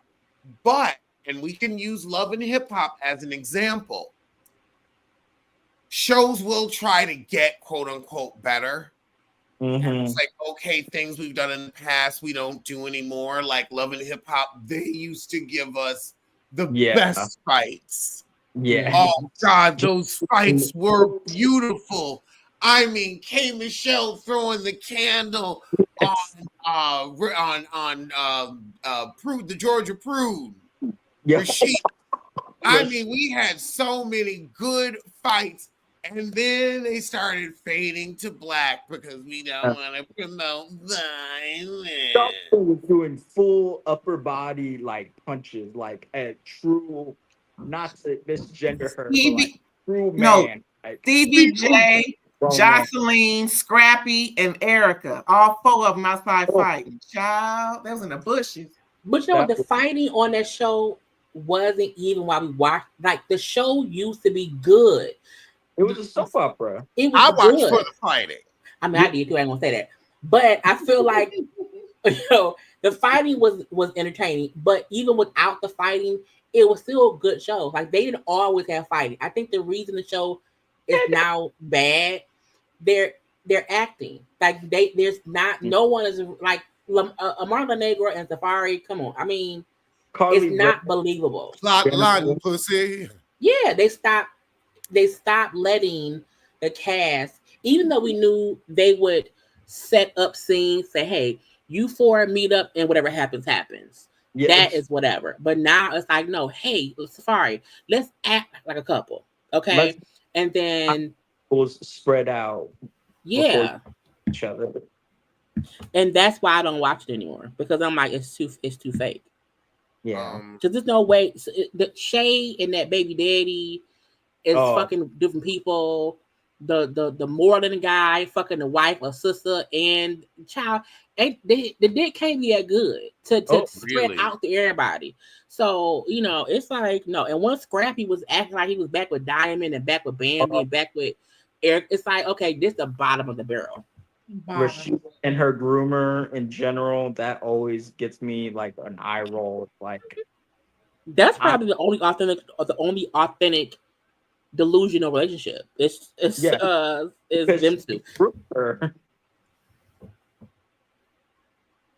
Y'all say her. I'll be quiet.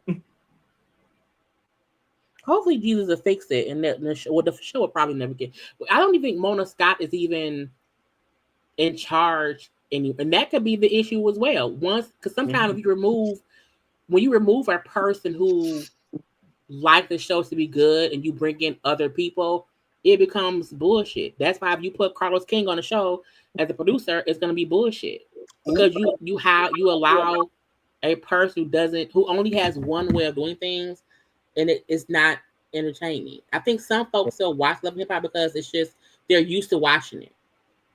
Oh, yeah. I mean, I watch it because a check is a check. I tried to watch it, and I just couldn't. I don't know them people. I don't know.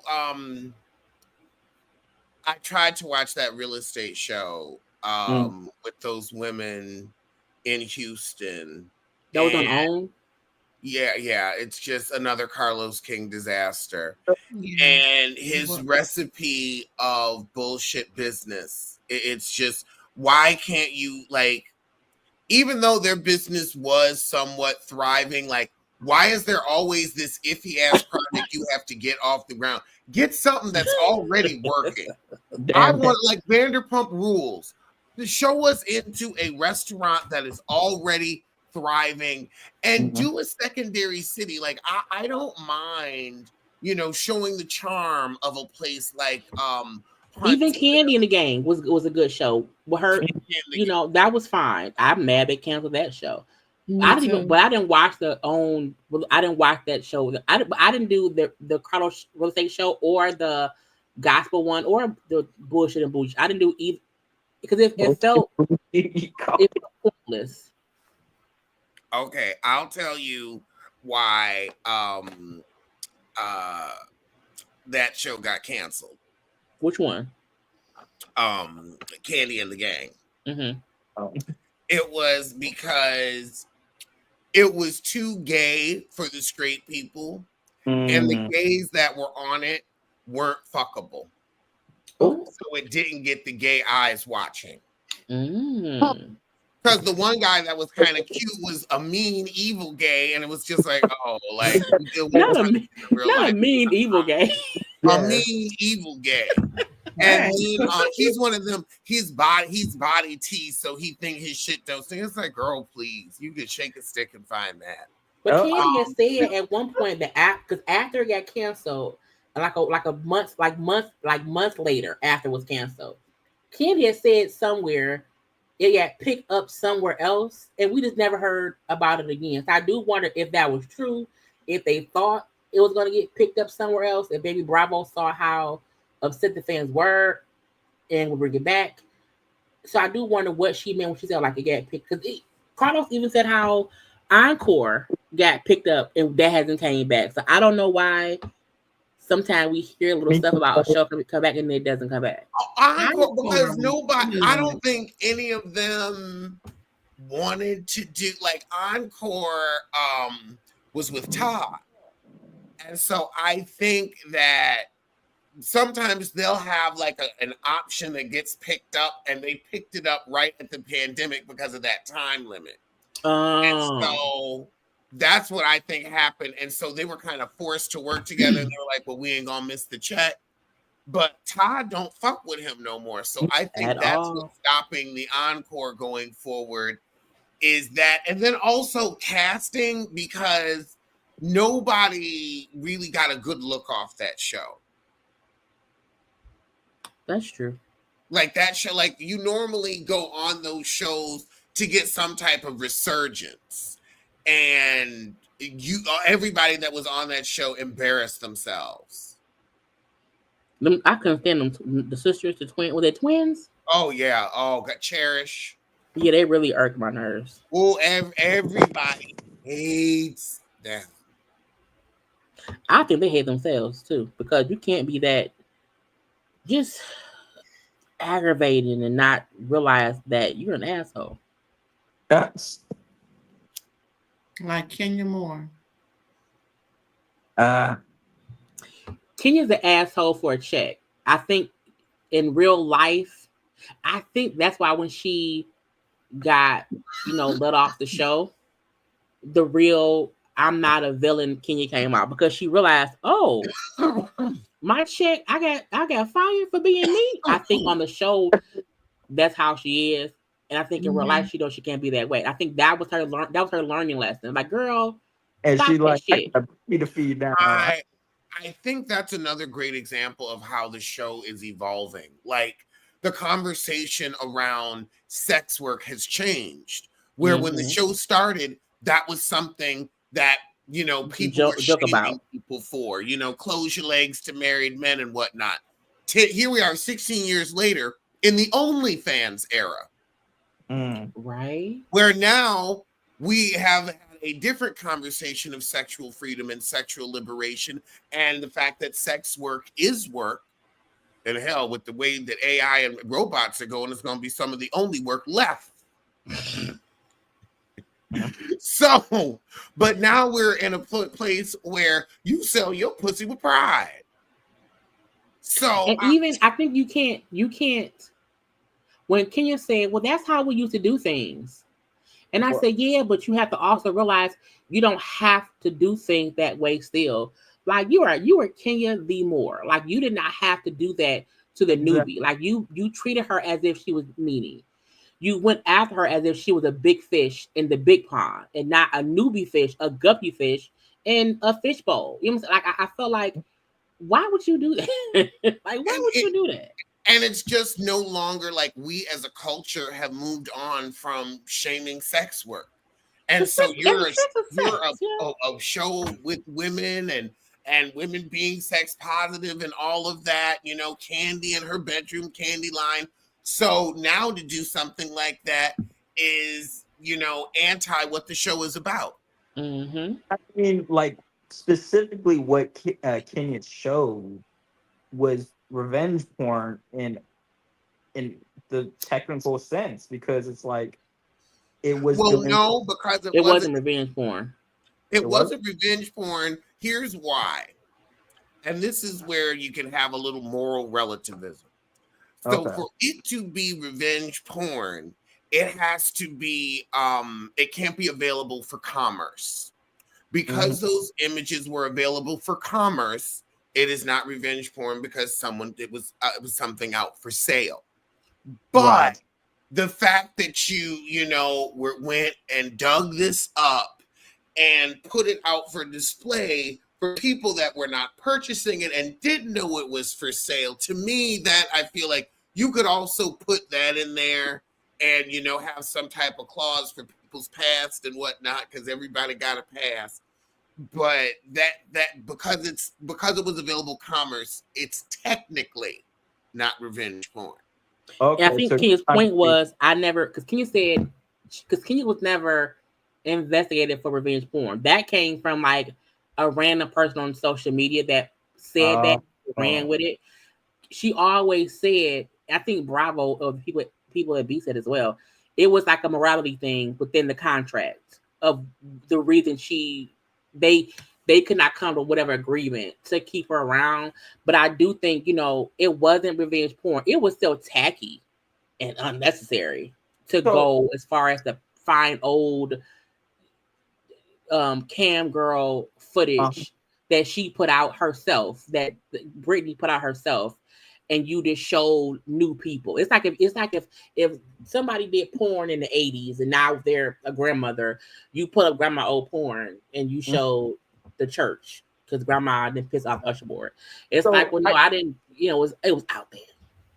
So my question is, now that it's not a legal issue, and like what Alex was saying, we're in a different age and all of that, and not to dismiss it, it's like, it's so odd that Bravo now is getting so scared of its past and its past like actions of allowing even worse stuff to pass through its network, that understand why Kenya is a little annoyed and going saying, you've done this before, because now all of a sudden you just want to be the morality network now. It's like, even though like you're still wrong and you should face some consequence. I don't think she should be fired.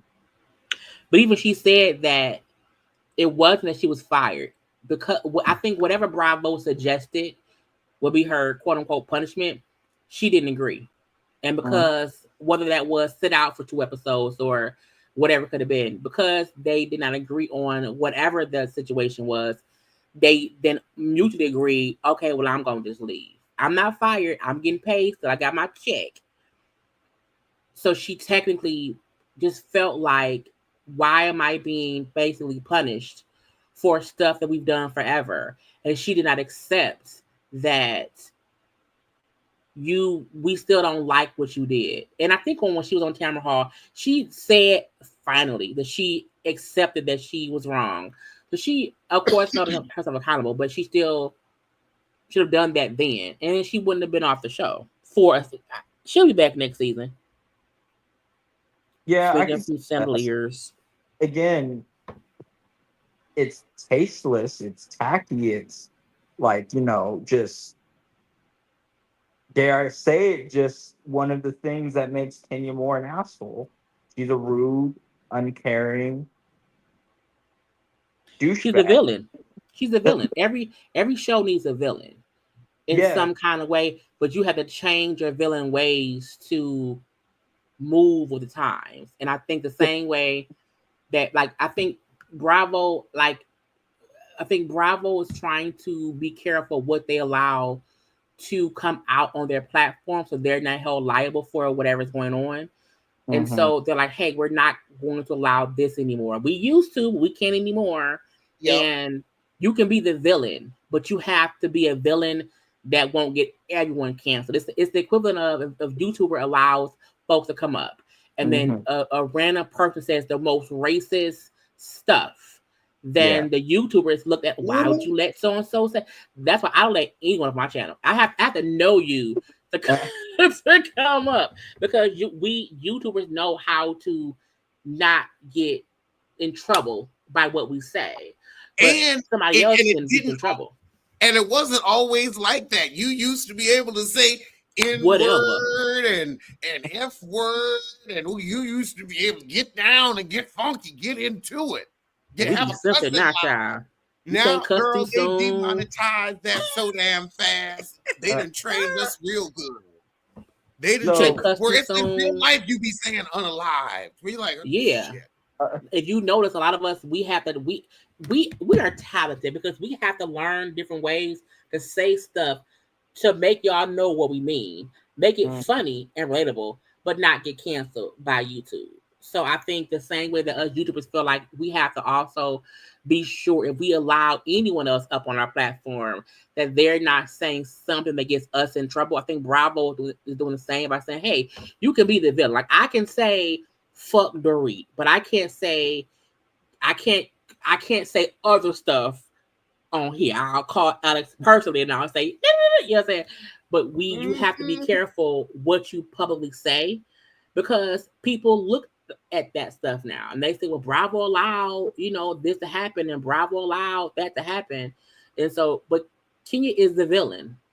And I feel like we have to also make room for knowing these shows, someone's going to be a bitch, but you have to be a likable bitch. And she's a likable bitch who took things too far, and now she's suffering the consequences. It's on her to deal with that. Well, Bravo needs to make this like big brief, all the ladies of the season and friends and their husbands come on right before they start filming and say, okay, here we're going to do, we are not going to allow this. This will get you in trouble, all this, and just general stuff. Because I'm not trying to denounce or not denounce, but like try to say Kenya was in the right or anything. I do believe she needs to be punished. But I do have to put it on Bravo again for the environment, again, for allowing other worse stuff. And now all of a sudden, and I feel like, it feels like the ladies are getting blindsided, I don't feel that's fair. And honestly, they need public statement basically outlining, okay, here are the stuff we are no longer, as a network, wholesale, all Housewives, other shows are going to allow this. But you know why they couldn't do that before? Because every day someone is pissed off about something new. So it's not as if they can know what society is now upset about. I think it's a thing to where you handle things as it comes. Like, I think there's basic stuff they know that they don't allow, and that's like knowable. But like Kenya said, we've done stuff like this before. I knew they would blur the pictures. So in her head, based on how things used to be, it is an issue. Had Brittany not made us think about it, had also not only that, had social media not found out, had it not leaked, because people are at these events recording and posting stuff, if they stopped allowing the cast or whoever's attending the event to film on their phone, we wouldn't know. And so people would not have a chance to be upset about something simple in the beginning. And they can be handled in the edit. Even think about how Erica Mena said, why didn't they edit me out? Well, because it got out what you said. And what you said was racist. But again, I feel like they are trying for Bravo. They did not know people would call it revenge porn. I don't think they knew Brittany would be so upset. I think they reacted to people's reaction. If Brittany wasn't pissed, it wouldn't have been an issue. If social media didn't say revenge porn, that wouldn't have been the narrative. So they were reacting to stuff as it happened. But that just comes with evolving as a company. And they'll have to keep evolving. And the cast will also have to realize, is it worth me going this far? Like, should I pull up a dick pic? No, you should not. Should I call her a hoe? No, you should not. There's ways to shade people that doesn't make you a bad person. It to make you're a reader. And if you can't read without going below the belt, are you a true? Because you should be able to censor yourself and still cut deep, but not deep enough to get canceled. That's the trick to it. Right. Yeah, Kenya used to do it, like when she told Portia to spell scepter. And she still couldn't, like that. Do that, Kenya. Not, sexual. Also, isn't it sexual harassment on the people watching that? Like, just showing explicit pictures without their consent? Probably. Yeah, it can be argued. Maybe. But I don't think anyone cared enough to even label it that. Yeah. That's what some folks didn't get, why Kenya was being held accountable. They like, people do it all the time. It's not a big deal. But no, society's mad. Yeah. So you just have to, you live and you learn. Don't drink and drive. Don't put dick pics of your coworkers. Don't be on a Carlos King show. Ooh. Don't let Heavily do your teeth because she may not, do them the correct way. It's just things you have to know. This is why I love you, Jamie. Because she be keeping it real. Real. It's like gut punch, kidney. Oh. I be trying to be nice. I be trying my best to be nice. And not get canceled. Oh my God. Well, I want to thank you so much for joining us, Jay Lee. I can't believe it's already 10:03 here. It is 1 o'clock. I was about to say I have to go to bed. It's 1 o'clock here. I'm so tired. All righty. Well, thank you all for joining, and I will see y'all later. And Merry Christmas, everybody. Merry Christmas.